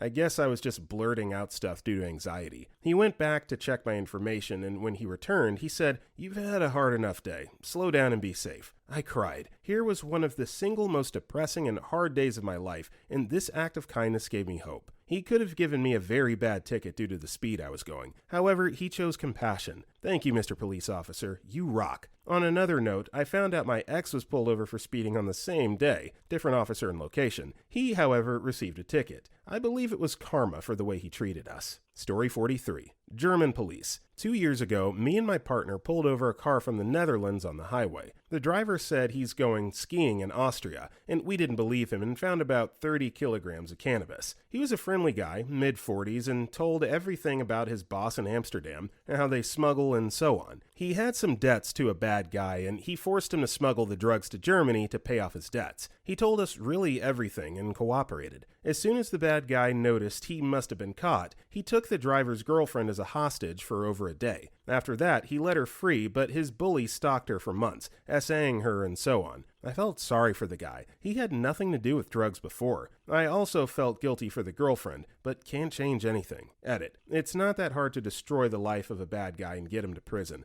but destroy the life of someone innocent? Story 44. I was a person the officers couldn't let off the hook. I was in high school, honor roll student in honors level classes, drama club, science club, choir, etc. I was well known to the faculty and often on the grounds until past 8 p.m. during the school year. This school had a pool, and in the summertime, you could pay a couple of dollars to swim there for a day. Also note that my best friend and I often rode our bikes together and stopped at the pool to grab a drink of water from the water fountains, and that these fountains were inside the front doors of the school, which were always open, while the pool was around back. So one day during the summer between my junior and senior years, I rode my bike there to go swimming. Well, I got there too early, so I had some time to kill. What's a big drama nerd to do? Why, go around front to the auditorium, practice your monologues, and sing some songs, of course. Well, apparently, someone had been tripping the silent alarm from time to time, and I just happened to stick around long enough that day for the police to respond and find me there. They took my information and did let me go home that day with a parent, who had to come pick me up, even though I had my bike. Probably took my parents' info too. We were very cooperative. Anyway, there is a big kerfuffle. The school board refused to drop the charges because even if you don't break anything, it's still breaking and entering. I personally received calls from the drama teacher, librarian, and principal, who were all quite distressed on my behalf. And yet, the school board still pressed forward, which resulted in my parents having to drive me to the station so the police could book me. They were angry and sad, as they were powerless to refuse to do it. I remember one of them explaining to us that they all knew I wasn't a dirtball, as he put it, while doodling on the pad of paper in front of himself so he didn't have to look us in the eye. He spoke in an even tone, but his jaw muscles were going for broke, trying to bite back his outrage at both the injustice and the waste of manpower, when clearly they could be out tracking down actual criminals and pulling kittens out of trees or whatever. Being a naive and studious little actress, I drank in the whole process with interest. The woman who took my mugshots was nearly in tears on my behalf. Nothing ever came of it. I don't know whatever happened with the case. I was a minor, and it was a stupid case. In the years since, I've been granted multiple low-level security clearances at state and federal levels, a passport, and a license plate to operate as a private investigator. Story 45. I was going to the Melbourne Cup, a big horse race in Australia. We even get a national public holiday for it, state holiday. Melbourne Cup is traditionally a day where everyone gets smashed, and me being 16, I was not about to miss out. I decided to sneak in a whole 6-pack of bourbons, 2 in my socks, 2 in each pant pocket, and 1 in each inner jacket pocket. I was suited up. I was walking in with a group of friends, so I got through the bag point okay, but there was a lady at the end with a wand. She wasn't searching everyone, but random people as they came through. I don't know why she singled me out, but I can guess that she could tell I was freaking out, and I was probably staring at her the whole time. She pulled me over and started wanding me. The first second of wanding me, she hit the breast pocket bevo, and the wand started going nuts. I could feel my face burning red as the detector started going off. She sort of looked at me funny, and I gave her a nervous smile, just waiting for her to call me out. She didn't, but just continued down smiling, hitting can after can. The wand going nuts. No reaction from the lady. All she did was smile and softly mumble to me, "Just looking for knives." Thank my lucky stars this lady was a gem and let me off. It would have been a very sad and expensive Melbourne Cup if she hadn't. Story 46. Woke up hearing the smoke detector sounding from my neighbor a Sunday morning. Other neighbors had also heard this, and we gathered outside the apartment in question, discussing what to do. We saw no smoke and did not smell anything. Since it was possible to climb from my balcony to my neighbor's, I decided to do so to take a look from the other side of the building. The apartment was filled with thick smoke, but no visible flames, so I decided to go in. The balcony door was unlocked, so I was able to enter. I started yelling to make it known I was trespassing. Didn't see anyone, but continued through the apartment and found the guy lifeless and fully dressed in his bed. Unable to make contact with him, I unlocked and opened the front door and had the other neighbors call an ambulance. One of the neighbors attended the guy while talking to the emergency services, while I tried to find the source of the smoke. In the kitchen, the frying pan was on full blast with a plastic spatula melting on it. At least no fire that threatened the building. Anyways, ambulance, fire department, and police arrives and takes over. Turns out, he was just really drunk and forgot to turn off the stove. Ambulance personnel told us he was lucky to be alive. As the scene was wrapping up, the police told us they didn't need any statements and witnesses as they would not press any charges. They assumed the guy would learn the lesson. 5 minutes later, the police knocks on my door and want a full statement as they had changed their mind. Apparently, when the medical personnel were examining him and waking him up, he got violent and unpleasant. Ultimately, it cost him his job as well, since he was a security guard. So please, do not cook when coming home from a bender and be nice to those saving your life. Story 47. I work in a city with a large college in it. Our department has a lot of serious stuff in other parts of the city, so we've got kind of a reputation as being lenient with underage drinking and whatnot by the college. Add in the fact that the state alcohol police refuses to come in the city and cite bars that don't card, you've got a ton of young people getting blitzed on the regular. It used to be that if I caught an underage drinker, almost always because they were getting in a fight or something at the bar, I would tell his slightly more sober friends to take his ass home and keep him there. They'd all walk home and say thanks for not hooking our friend up. Occasionally, though, we'll take a call to assist rescue, which happens for any overdose, drugs or alcohol, mental patient, or unknown medical emergency. These calls in the college area are often for a kid, the youngest I had was 17, who had overdone it at a bar so badly that they dropped cold on the sidewalk and someone would call it in. I managed to wake up this one patient, 17-year-old girl, college freshman, and tell her that she was going to the ER for alcohol overdose. She somehow told me that she was refusing to go. Anyone in my state can refuse to be treated unless they're in custody, before she puked on my pants and passed out again. I didn't want to arrest her since she had been away from home for only a month at this point, and the college would destroy students who got arrested. In my end, it would have been a $25 ticket and a sleep in the drunk tank. Just that night, though, I had been at an alcohol overdose where we had to do life-saving measures, suction and everything because the kid was choking on his own vomit when we arrived. He almost died. Would have if someone in that house hadn't called at the last second. I arrested her, and because she was in my custody, I compelled her into the hospital. I don't even think she had to pay for it since she was under arrest. The drunk in public ticket got wiped from her record since she agreed to do some community service for the judge. I believe the college made her take an alcohol awareness class. She had to pay for it like any other credited class, and suspended her. I wish they would stop that because I'm pretty sure they're the reason students are afraid to call for help. We even have a form of amnesty if you call 911. We really just want to make sure the kids are safe, but it seems like we run into walls every way we turn trying to solve the issues. Story 48.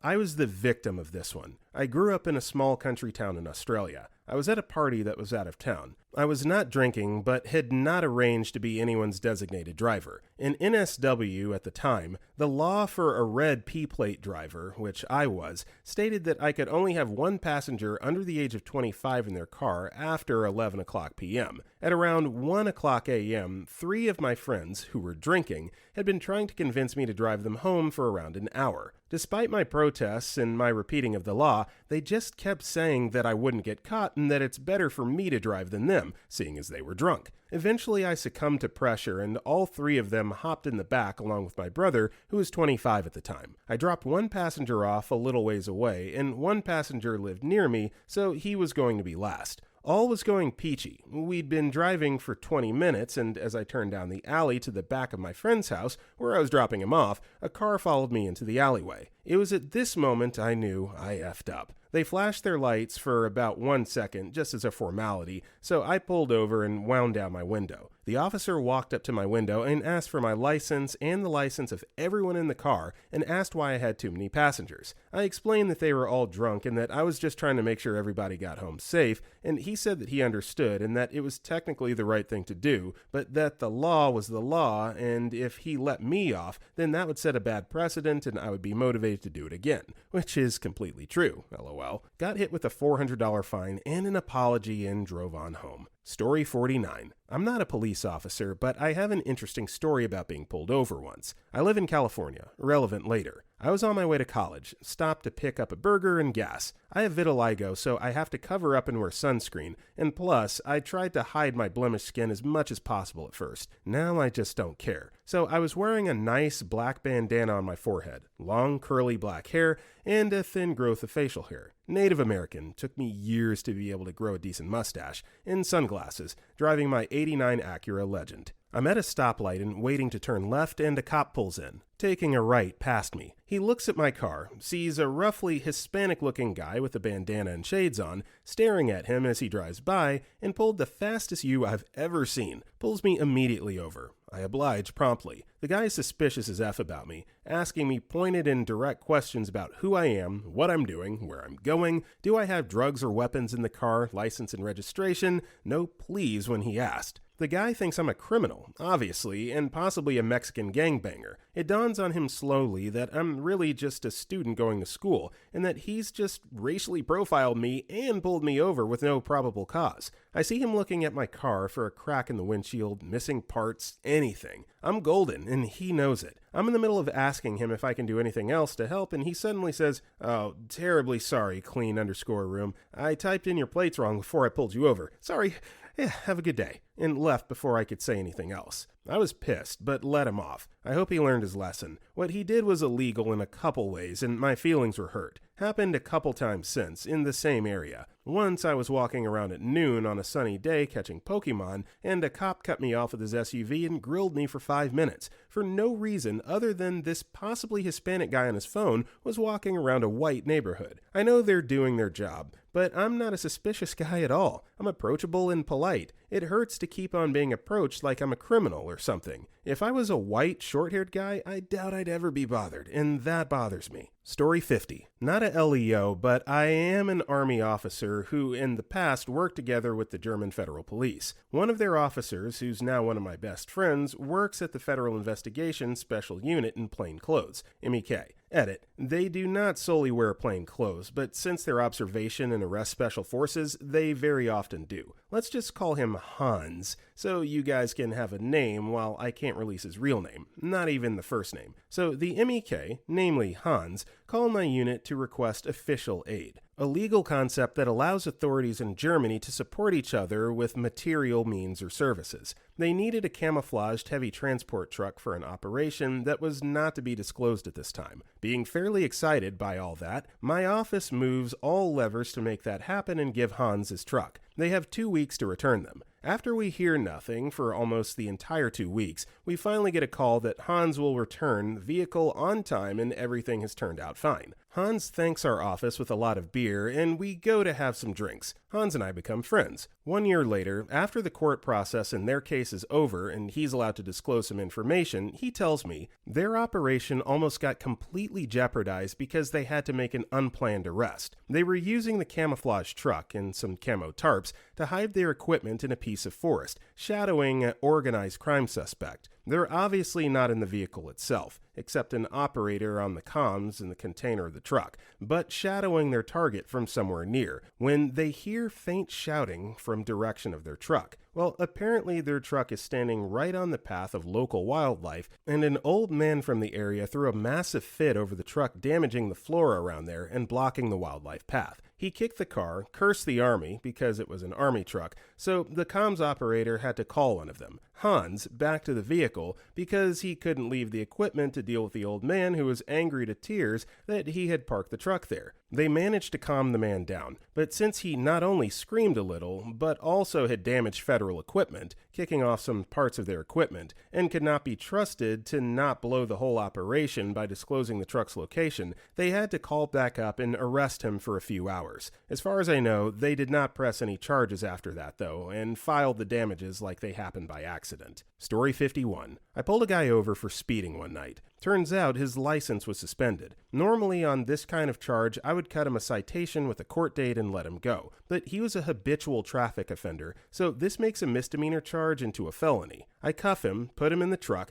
and he starts freaking out a bit. He tells me his mother has terminal pancreatic cancer and isn't going to last a week. He also says his girlfriend has cystic fibrosis, and he cares for her as well. The guy is a carpenter and works long days to make ends meet. His mom lives about 30 minutes from our town, so after work he has to drive every day to take care of his mother, then home to take care of his girlfriend. I can tell the guy is burning both ends of the candle, but my hands were tied. He pleads with me repeatedly to let him go, and eventually settles on me calling his girlfriend from his phone. So here I am, holding his phone to the cage of my car, while this man cries his eyeballs out to his girlfriend. She's crying too, and I just feel like a heel. He asks his girlfriend to call his mother for him because he can't handle it right now. They finish their conversation, and I hang up the phone. He says to me, "I'll never see my mother alive again. I don't know how I'm going to make it through tonight." So I do something I've never done in my 10-year career and apologize for arresting him. He says it's okay, and we go to the jail. On the way to the jail, I tell him I'm concerned for his welfare and tell him I'm putting him on self-unaliving watch. He cries, thanks me, and that's the last time I saw him. Story 52. Late and not a cop, but was on the other side. I was 19, had just scored half an ounce of weed,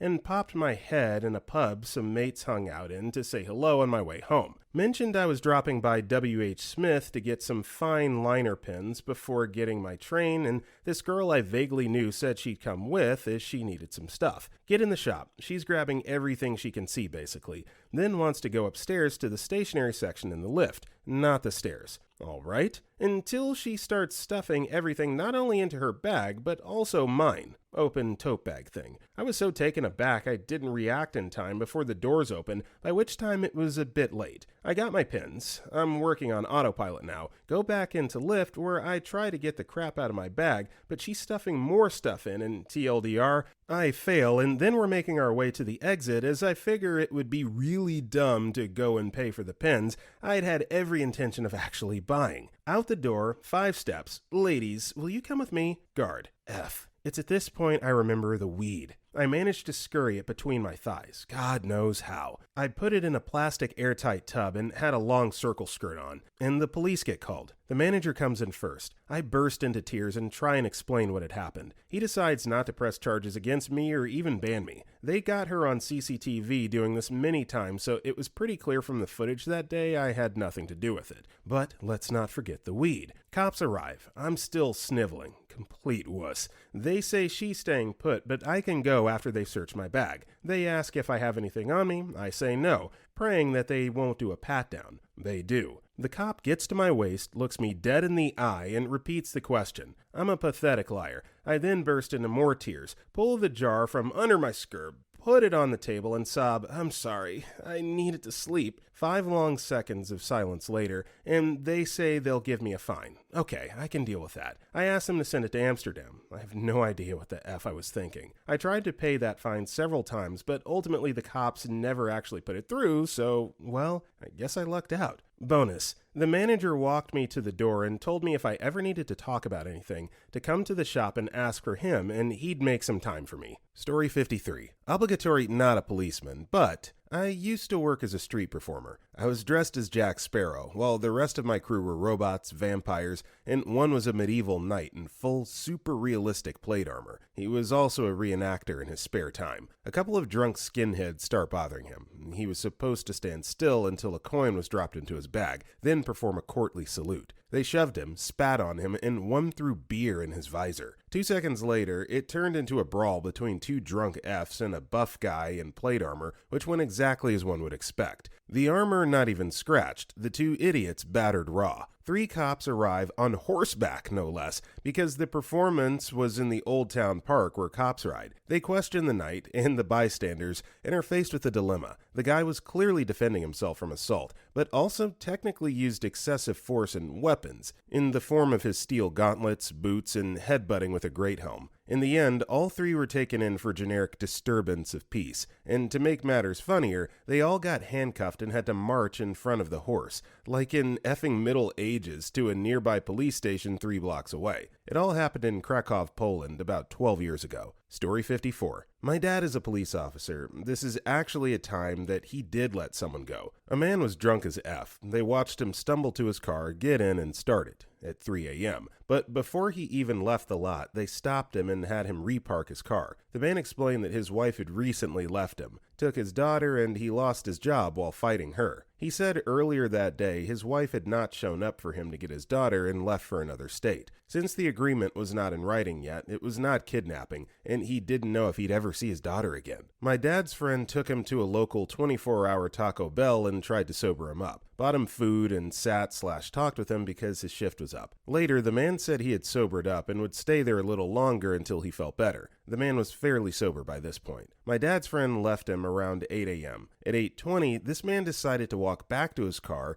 and, instead of taking the crosswalk nearby, just walked out into the road without looking. My dad's friend was fired and disgraced because he did this. He wanted to help a man. It was never proven to be a self-unaliving. It was believed to be because his blood alcohol content was still barely above the legal limit. Story 55. Obligatory not a cop, but everyone, including cops I've talked to afterwards, doesn't want me to get jail time for what happened to me. I had been making trips to CO to get legal weed. I wasn't dealing any, but you sure as crap could hang out with me and smoke as much as you effing wanted to. I just wanted out of the game and was making plans and saving every red cent I had to move to Denver after January 15th. That's when my inheritance check was coming, and I wanted to do everything right. I wouldn't let my other half come with me because I wanted to be the only one catching crap if I got caught driving across the country with it. My upstairs neighbor was an older guy who had put the whole idea in my head after he came back from 420 and told me how cheap and easy it was and what good quality it was. I trusted him enough to share a hotel room with me. He was a career criminal and the last person I expected to do what he did. Literally, just before my check came, he got drunk and sent me a bunch of really obscene crap on Facebook Messenger. Crap like, I want to suck your female private parts, come upstairs and get an old guy off, etc., etc. I just ignored him. He sent my husband even worse.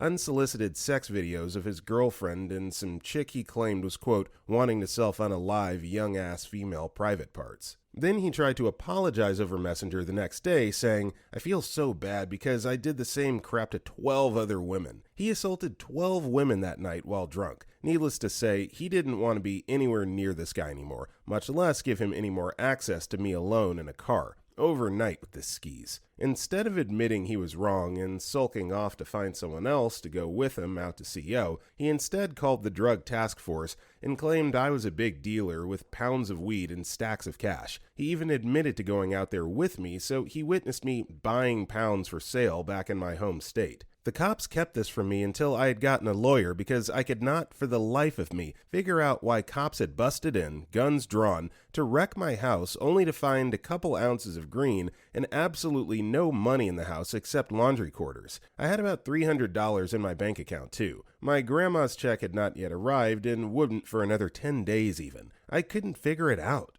Who did this to us? Certainly not a career criminal who hated police as much as anyone who's ever been caught more than once with weed. I made a police report about the sex messages and made copies of the whole thing, to which the police were mortified. My lawyer was mortified. The counselor assigned to me at the Sex Crisis Center was devastated because I felt, and still feel, like if I had just gone upstairs and let him effing suck my female private parts, I'd be assaulted but safe in Denver by now. The actual people who are trying to put me in jail for possession don't care. Don't charge this guy with assault, and certainly don't care that he used the legal system to get back at me for being mortified at the way I was treated, and now I feel like if I had just done it, he wouldn't have turned me in. The cops felt bad for me, but not enough to make a statement in my favor, and not enough to drop my charges. Meanwhile, my abuser not only walks free and clear, but is being legally patted on the back because in the end, he did his civic duty and put a couple of dangerous stoners into jail where they belong. No one cares that he essayed me and 12 other women. I tried to get a restraining order, but he lied to the judge about reporting me to the police. I wish I could spread the police report I made about him to every cafe, supermarket, liquor store, and women's outreach center I can find, along with the discovery from the DTF where he turned me in without getting in any trouble himself first. Just did it to F with me because I rejected his ludicrous advances, and he wanted me to just take him to Denver despite what he did. I want everyone to know what he did and to never trust him around their loved ones ever again. Story 56. 13 to 14-year-old kid, was the awkward loner, probably a future nice guy,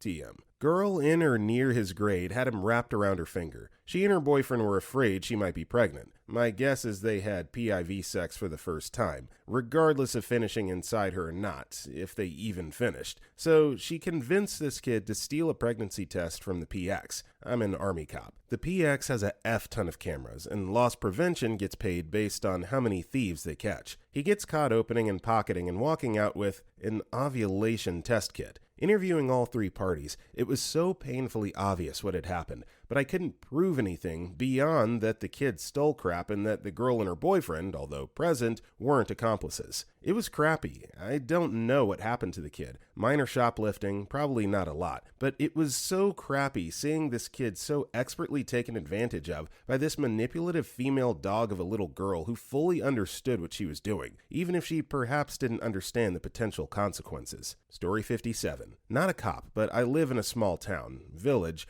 where the cops don't have much to do except giving parking tickets. Plus, it's in an area where pretty much everyone knows everyone, so they're pretty chill. Anyway, on a Saturday night, I get pretty crap-faced and I have to go home, in a very small village 1.5 kilometers away. The thing is, I came with my car and first planned to go home with it. So when I wanted to go home and realized how drunk I was, I said, okay, I'm too drunk. I'll sleep in the car, and proceeded to sleep on the driver's seat. I sleep for a little while, but I'm feeling pretty cold since it's winter, so I turn the engine and the heat on. Dumb move, I know, and get back to sleep. Suddenly, I'm woken up by knocks on the window and a flash of lights. I lower the window and see two cops outside. One of them says, "Oh, there's someone in there," and I see him take and tear apart a ticket on my windshield he had probably written previously when my engine wasn't turned on, because I was on a spot where you aren't allowed to park during nighttime. The other cop then asks me what I'm up to, and I just tell him I was too drunk to drive, so I decided to sleep in my car. He then asks me where I live, and I tell him I live in the small village a little bit farther down the road. To my surprise, he asks me if I want them to take me home, and I say yes. So he takes my keys and I get in the passenger seat. He then drives my car while his colleague drives their car just in front of us. On the way, he tells me to be careful with this kind of thing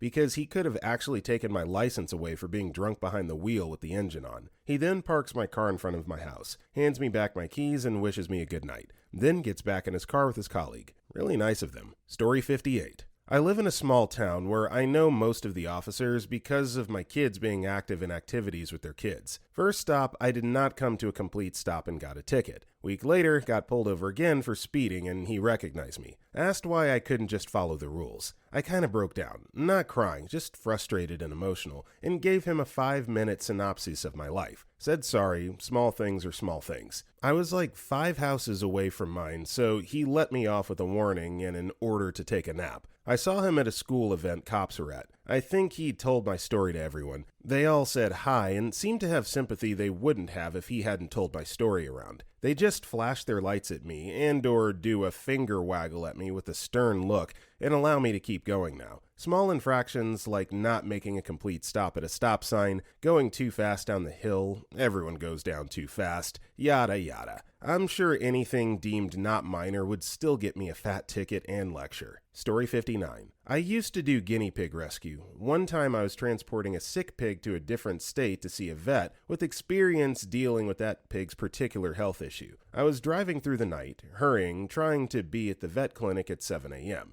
I'd been in the car for about 6 hours already. The highway I was on was a 70 mph speed limit most of the time, but occasionally the highway would suddenly be the main road through some podunk 2-street town, and the speed limit would change from 70 to 25 mph very quickly. If you missed the speed limit sign for some reason, you were SOL. So it was about 4 a.m. I'm flying along doing well over 90 mph, and I drop my directions printout. I was fishing around for it in the passenger seat when I looked up to the road right as the latest 25 mph sign flashed by. As I was passing it, a police car went by me in the oncoming lane. I hit the brakes, but it was too late. He'd already clocked me coming into his town. He approached my car with an incredulous tone of voice. "What in the hell is so important? You have to be going 92 and a 25 at 4 a.m. through my town." I said, "I've got a sick guinea pig." He said, "What?" And then shone his flashlight into my car. Once he saw I was serious and actually had a guinea pig in the small vet crate with an IV bag and needles for sub-Q fluids and everything, he started laughing. He laughed until he had tears coming out of his eyes. I apologized and aloud as how I knew I was speeding and that I had really been trying to slow down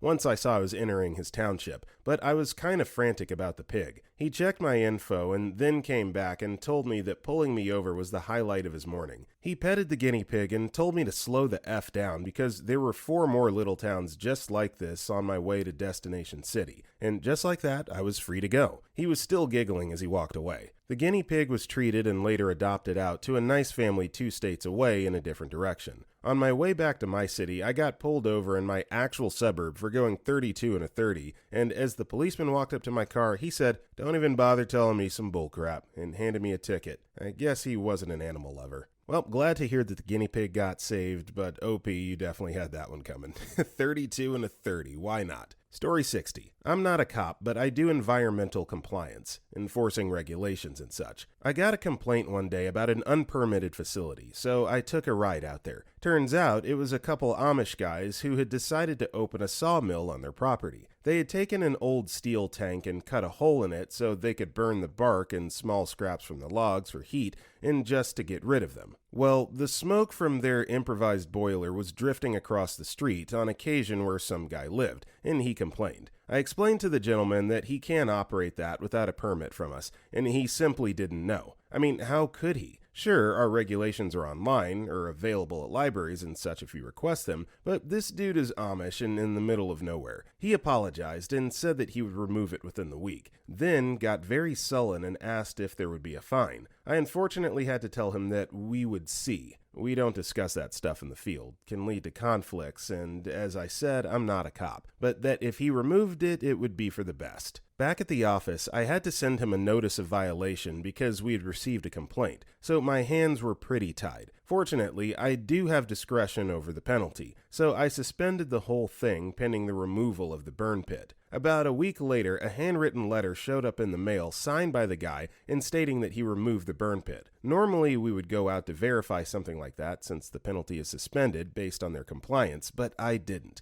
Poor guy was just trying to make a living. Story 61. Obligatory not a cop. I was driving to work, EMT at the time, and I was late and speeding. For the record, New York State troopers around me have a reputation for not being so nice and not letting anything slide. I got pulled over going like 70 to 75. I've got my license and reg out and hand it over. I apologize for speeding and say I'm running late for work. He sees the uniform, looks at me kind of funky, and asks where I work. I explain what station I'm at today and whatnot. So he looks at my paperwork and is like, "You have another copy of the reg? This is expired." I check. There's nothing. I think about it and realize I don't remember renewing it, but maybe I did and it's at home somewhere. I'd moved twice in the last few years, so now I'm wondering if I ever got it in the mail. F. He runs it. Yep, it's expired. Almost a year expired. He comes back and I realize why he looks familiar. A few weeks back, I worked an accident on the highway and he was one of the troopers. We did 5 RMAs and 2 transports and were off scene in under 30 minutes. Also, the 4 cars involved were like 60 feet apart. I was literally sprinting back and forth, trying to move as fast as possible. He looks at me, and now I realize he must recognize me. He goes, "Listen, I'm on this stretch all the time doing radar. If I see you again, I don't care how fast you're driving. I'm pulling you over, and that reg better be good. Have a good shift." And he walked away. No warning, no ticket. My coworkers were in awe. They first were like, "Oh, you got off without a ticket because you're pretty." And then when I mentioned the reg, they politely informed me that he should have towed the car and it was a substantial fine. I got the reg sorted out the next day and never saw that cop again, but damn if I didn't know him a solid. Story 62. I was about 17 and had all my friends in the car. I was going downhill and a little fast. There is a posted speed limit at the bottom of the hill of 10 below the last posted limit. A textbook speed trap. Anyways, I reached the sign and caught myself going too fast. I quickly slowed down. As soon as I did, this cop comes out behind me and lights me up. I pull over and he comes to my window. So there I am with 4 friends in the car, and this cop literally puts his head in my window and starts looking around. Now, this is in upstate New York. It's not illegal to have a radar detector, but cops see it as a cheating tool and usually wouldn't let you off if you had one since you're trying to get around them doing their job. This cop just starts screaming at me because he's sure I had a radar detector since I slowed down as soon as I got to him, but he couldn't see it in my car. He's getting all mad about it. I explained to him I slowed down because I caught myself speeding at the bottom of the hill and didn't even know he was hiding there. He then says to just show him the damn radar detector and he'll let me off with a warning. I proceeded to tell him I would if I could, but I honestly didn't have one. He just storms off with my info to his car, takes his sweet time because it felt like forever, and proceeds to give me a ticket for the most he could. No, a few miles off the 10 over or a lesser infraction, but I don't know what he did, but the damn ticket was a lot. My friends all wanted to laugh, but were too scared while the cop was there. Seriously, the dude was a total a-hole. I'm usually a big supporter of LEOs, but this one guy can go F off as far as I'm concerned. Story 63. I'm not a cop, but I have a few stories that seem relevant to this thread, so I'll share them. 3 people go out to drive around the local lake and smoke. Myself and 2 friends. One is my best friend at the time, and we smoke all the time. The other was a good friend who never smoked but wanted to hang out and say he didn't care what we were doing. So we get the weed and we start to head out to the lake. On the way there, my buddy thinks he lost the Rillos or something, so we pull into a bowling alley parking lot. As we're searching the car, at one point I stepped out of the passenger side and stand outside the car and the open door facing toward the driver, with our weed pinched between 2 fingers draped over the other side. What we all failed to notice was a cop in the parking lot caddy corner to us. As soon as I stepped out, he saw a bag in my hand and makes a beeline for us. I think, crap, and hop back into the car, asking, what the F do I do, bro? He says, stash it in the spot. The spot being a ripped up part of the floor of his car that you couldn't stuff probably an eighth into. Problem was, this cop was like 15 feet away at most, so he's on us in 2 seconds. I didn't have time to properly hide it, so it's sticking out, and if you actually searched the car, it would have been all too easy to find. So this cop comes over and says, "What's up, guys?" Looks at me. "So what was that in your hand?" I sit for a few seconds saying nothing, thinking, and then I said, "I'm going to grab it. Don't freak out." I slowly reach and pull out the bag and hold it up. Salty. My 2 friends are looking at me like, what the F's wrong with you? The cop asks where we live, how old we are, etc. I tell him, and after dumping out our pot, tells us to go ahead and get. He even gave me back my cigarettes that I wasn't old enough to have yet, technically, 17, and he pretended not to see our bat in the center console, which is a pretty hefty fine if he wanted to go that route. Definitely a nice guy. Story number 2. I'm on the way to the gathering of the Juggalos in southern Illinois. For those that don't know, it was a music festival, and like all music festivals, people go to get effed up. But the gathering at Hog Rock was crazier than a festival like Bonnaroo or something, and cops knew that. They were posted up on the only road in or out, just waiting for people leaving or coming in with drugs and whatnot. So we've been driving for hours, my brother's girlfriend and I, and we finally get close. So her stupid ass starts speeding. I told her to slow the F down, we're basically there and we don't need to risk it. Dumb female dog ends up getting us pulled over and starts losing her crap. I'm like, what the F is wrong with you? She says she has unlabeled Norcos and weed in her purse. This is extra stupid because all the drugs in the world were like 5 minutes away at this point. Why she felt the need to bring that, I'll never know. And if she gets popped with them, she's going to jail. Now, normally I don't play that white knight crap, especially when someone is stupid like this, but my little nephew had just been born not too long ago, and my dumbass decides to try and help her out. I said, "I'm not touching those Norcos. You better eat them, female dogs, but give me the weed." She downs like 4 Norcos and hands over the weed. We had just stopped by a gas station and I had a half-eaten bag of those munchie snacks. Imagine a medium-sized Doritos bag. So I take the weed and bury it in the chips and stuff them in the side of the door. We're handcuffed and sat on the side of the highway out in the middle of nowhere while this cop searches the car. He can't find anything, but as he's going to step out, he says, "Look what I found." It wasn't the pot, but it was a resin-covered pipe cleaner. He says he's going to double-check again. Is there anything else he should know about? Much like the previous story, I weighed my odds, and after previous positive results from honesty in these situations, I said, "Grab the chips out of the door." He looks, grabs them, dumps them out, and sees the weed and laughs. "Gotta tell you, nice try with the chip bag, but you should have been honest from the start with me." To which I said,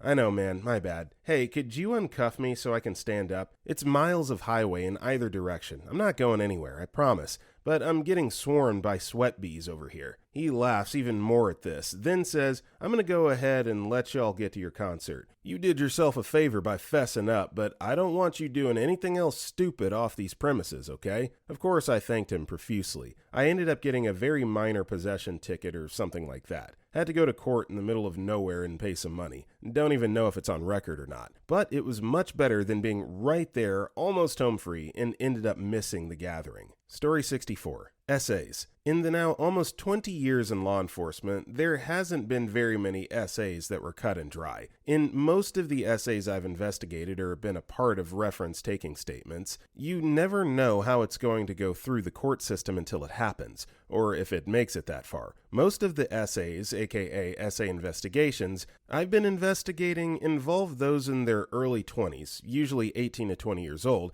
because it's in an area of a major university. Almost always, both the victim and defendant were intoxicated and under the age of 21. That alone makes a conviction very hard. Also, most legitimate essays are ones we don't know about because they were never reported. Unfortunately, most essays that are reported can be either bogus or not enough evidence to prove the defendant committed the crime. Sometimes the victim/complainant and defendant were both intoxicated to where the story keeps changing and it's one person's word against another. A medical essay exam on the female only shows that the intercourse and/or sexual conduct occurred, but obviously does not usually suggest it was or wasn't consensual or forced. Most essay exams, aka essay exams, the victim doesn't have bruising anywhere to suggest there is any kind of struggle. Some complainants do unfortunately file false essay reports. The reasons they do this vary. Sometimes they do it because they don't want to disappoint their parents or be looked down upon by their peers as a slut.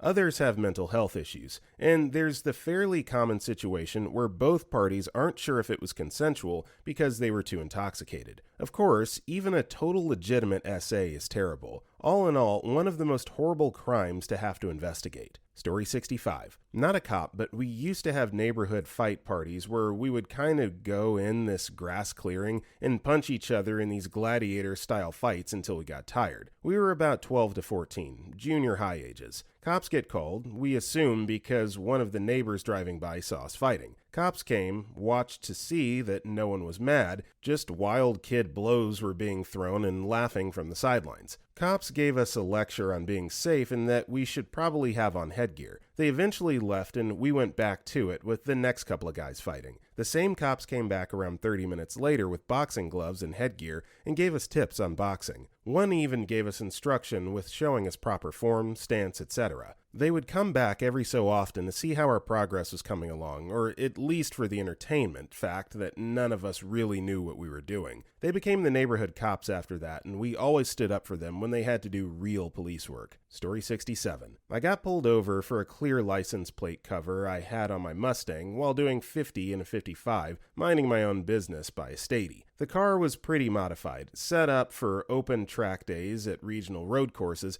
and not really street legal. Not that he would have noticed from behind before walking up to the car. I instantly was thinking I was dealing with a jerk, but remained calm and tried to be respectful as possible. He talked to me briefly, asked why I had tires that have zero tread, race seats, and a roll bar, and mainly asked why the plate cover. I explained to him that I was just trying to get my car aligned and get it back home, and the plate cover was a gift from my girlfriend at the time, which was true. He dug into me pretty good about having no reason for that on the car unless I was doing illegal things. I tried to explain I was not doing that, and the car was used for track time only unless it needed to go to the shop. He went back to his car, ran my info, came back and said he still had to write me up for the tires and the plate cover. I just sighed and said if I had a screwdriver, I would take it off right now and the tires are new. He left, and I was like, well, I guess I'm getting those tickets. He came back and asked me to step out of the car, and I'm like, now what? He asked me if I was recording him. I said no, I was not. He handed me a screwdriver and let me remove the plate cover and hand it over to him. Then talked to me about how he was a driving instructor for the state police. We talked briefly and he seemed like a genuinely good guy. He let me go without so much as a formal warning. I guess this was before body cams were mandatory for these guys. I've been pulled over probably a couple dozen times in my life, mainly when I was younger and not for many years anymore. Every time, whether I was let go or given a ticket, I left feeling they were good people and very fair. A lot of the stories here back up the notion that most police are good people, and it definitely is interesting to see the stories from their view in here and understand circumstances we otherwise wouldn't even know about. Story 68. Not a police officer, but I remember one night when I was working as a bouncer at a small nightclub in Waco. We had this guy come in that's been in once or twice before. We'll call him Tiny. And every time the cops ended up being called on him. One of those small guys that has to fight everyone to prove he's tough. Well, this night I had some new guys working, uniform security, that hadn't been there last time Tiny was,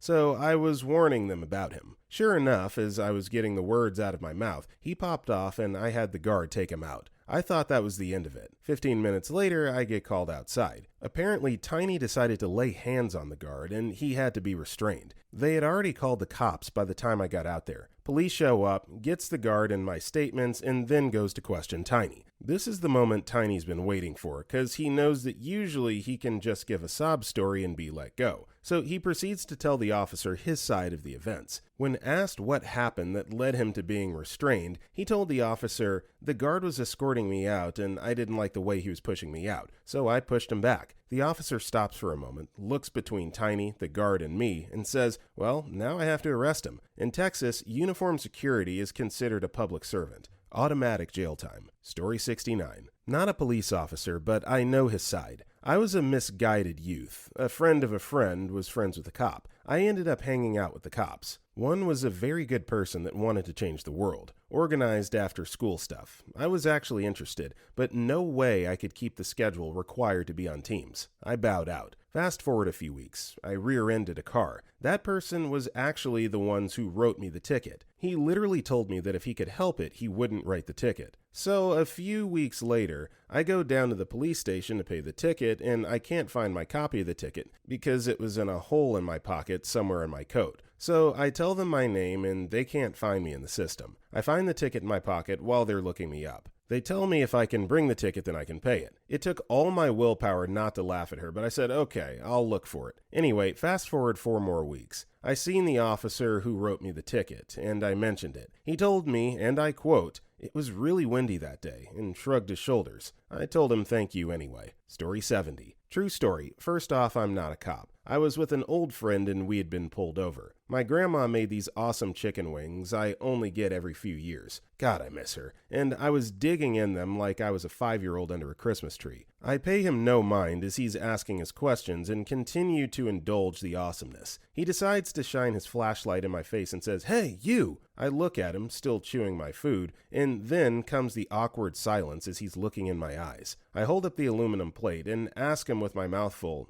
"Do you want one?" He asks me why my eyes are red. I tell him we had just got done swimming. I'm sitting there with no shirt on and a towel wrapped around me. Figured the answer was obvious. So the next day, I run the stop sign in my own car this time, and of course, the same cop pulls me over. He asks, "Know why I pulled you over?" Then I replied, "I sped. I followed too closely. I ran a stop sign. I almost hit a Chevy. I sped some more. I failed to yield at a crosswalk. I changed lanes at an intersection. I changed lanes without signaling while running a red light and speeding." He says nothing, not even a laugh. He gets in his car and just drives away. Story 71. Not a police officer, but I got pulled over my senior year of high school. It was my last trip to school that year. I just had to fill out some papers in order to graduate. I had just moved back from Michigan, and being 18 and dumb, this was also during the collapse of Michigan's economy circa 2008, I had received a speeding ticket and no seatbelt ticket about a year or two before I moved back to Washington State. In my naivete, I just figured I wouldn't pay the ticket. Why not? I was moving away across the country, and who keeps track of that stuff anyways? Well, I was very, very wrong. Michigan does care and was desperate for me to pay, as well as any other human being that owed the state money at that time. And not only did they suspend my license, but also tacked on some driver responsibility fee. But I digress. Moral of the story, pay your effing tickets or else they will quadruple the original sum of your traffic ticket and make it very hard to get your license back once it's suspended. But anyways, back to my story. The very nice policeman pulled me over about 2 miles away from my school. He took my license and registration from me and entered it into his little laptop or whatever. He and I both found out at the very same moment that my license was suspended. He asked me why I was driving in the first place. I told him that I was about to graduate and I just had some loose ends I was tying up. He told me that he wished he hadn't put my name in on his computer because he wanted to let me go and said he doesn't like doing these things to nice people. I just want to say that I'm extremely paraphrasing the whole encounter. It wasn't so short and sweet like it's sounding. He told me that he technically had to arrest me.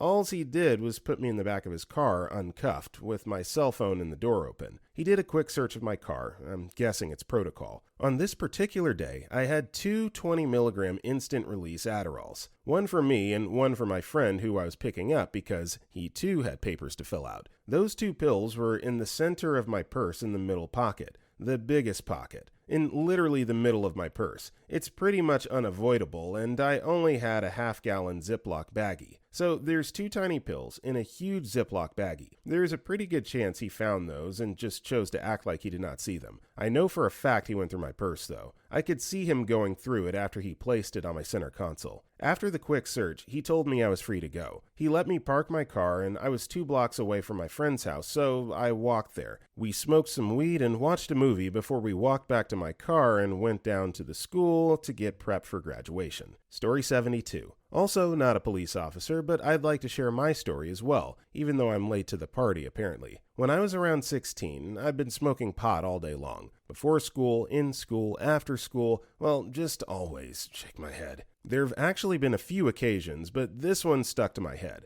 Me and 3 to 4 friends were waiting for our train to arrive, and we knew it would take like 30 more minutes. It was the major train station in a semi-big city in Germany. We decided we'd smoke a light in the meantime and went down the platform, so we're not sitting between the other people, but still well in sight. We usually did not care, so we started rolling. I think 2 were rolling and the rest was watching out for cops. We were almost finished with rolling when one of my friends said, "F, put it away, cops." And there I saw 1 cop coming up the stairs, face towards us, and 1 going up the opposite stairs on the same platform in the other direction. He did not even bother with other people. He came directly to us. We managed to somehow let the rolls disappear in our tobacco bag, but he most likely saw it. You could not run away from this platform in that way. He asked, "You got something with you that you should not have?" And we replied, No, blah, blah, blah. He proceeded to tell us he saw we were hiding something in the tobacco bag before putting it away. We handed it to him and he saw the pot and papes inside. He asked, "When my colleague is finished over there, he's going to come to us. If he asks, I'll tell him I already searched you guys and did not find something." Then proceeded to put the tobacco bag into his jacket. Still can't believe he did that to this day. Most cops I came across before were complete a-holes, and I had a lot of crap going on at that time. Might have ended in jail for a while and F up my family just because of this little amount of pot. I did not change anything, and we got into the train and rolled new ones. But now I don't do crap anymore and like to think about that story. If you're reading this, you're a good cop. Story 73. About 10 years ago, when I was still being tutored on the beat, I was out with my trainer when we saw what we believed to be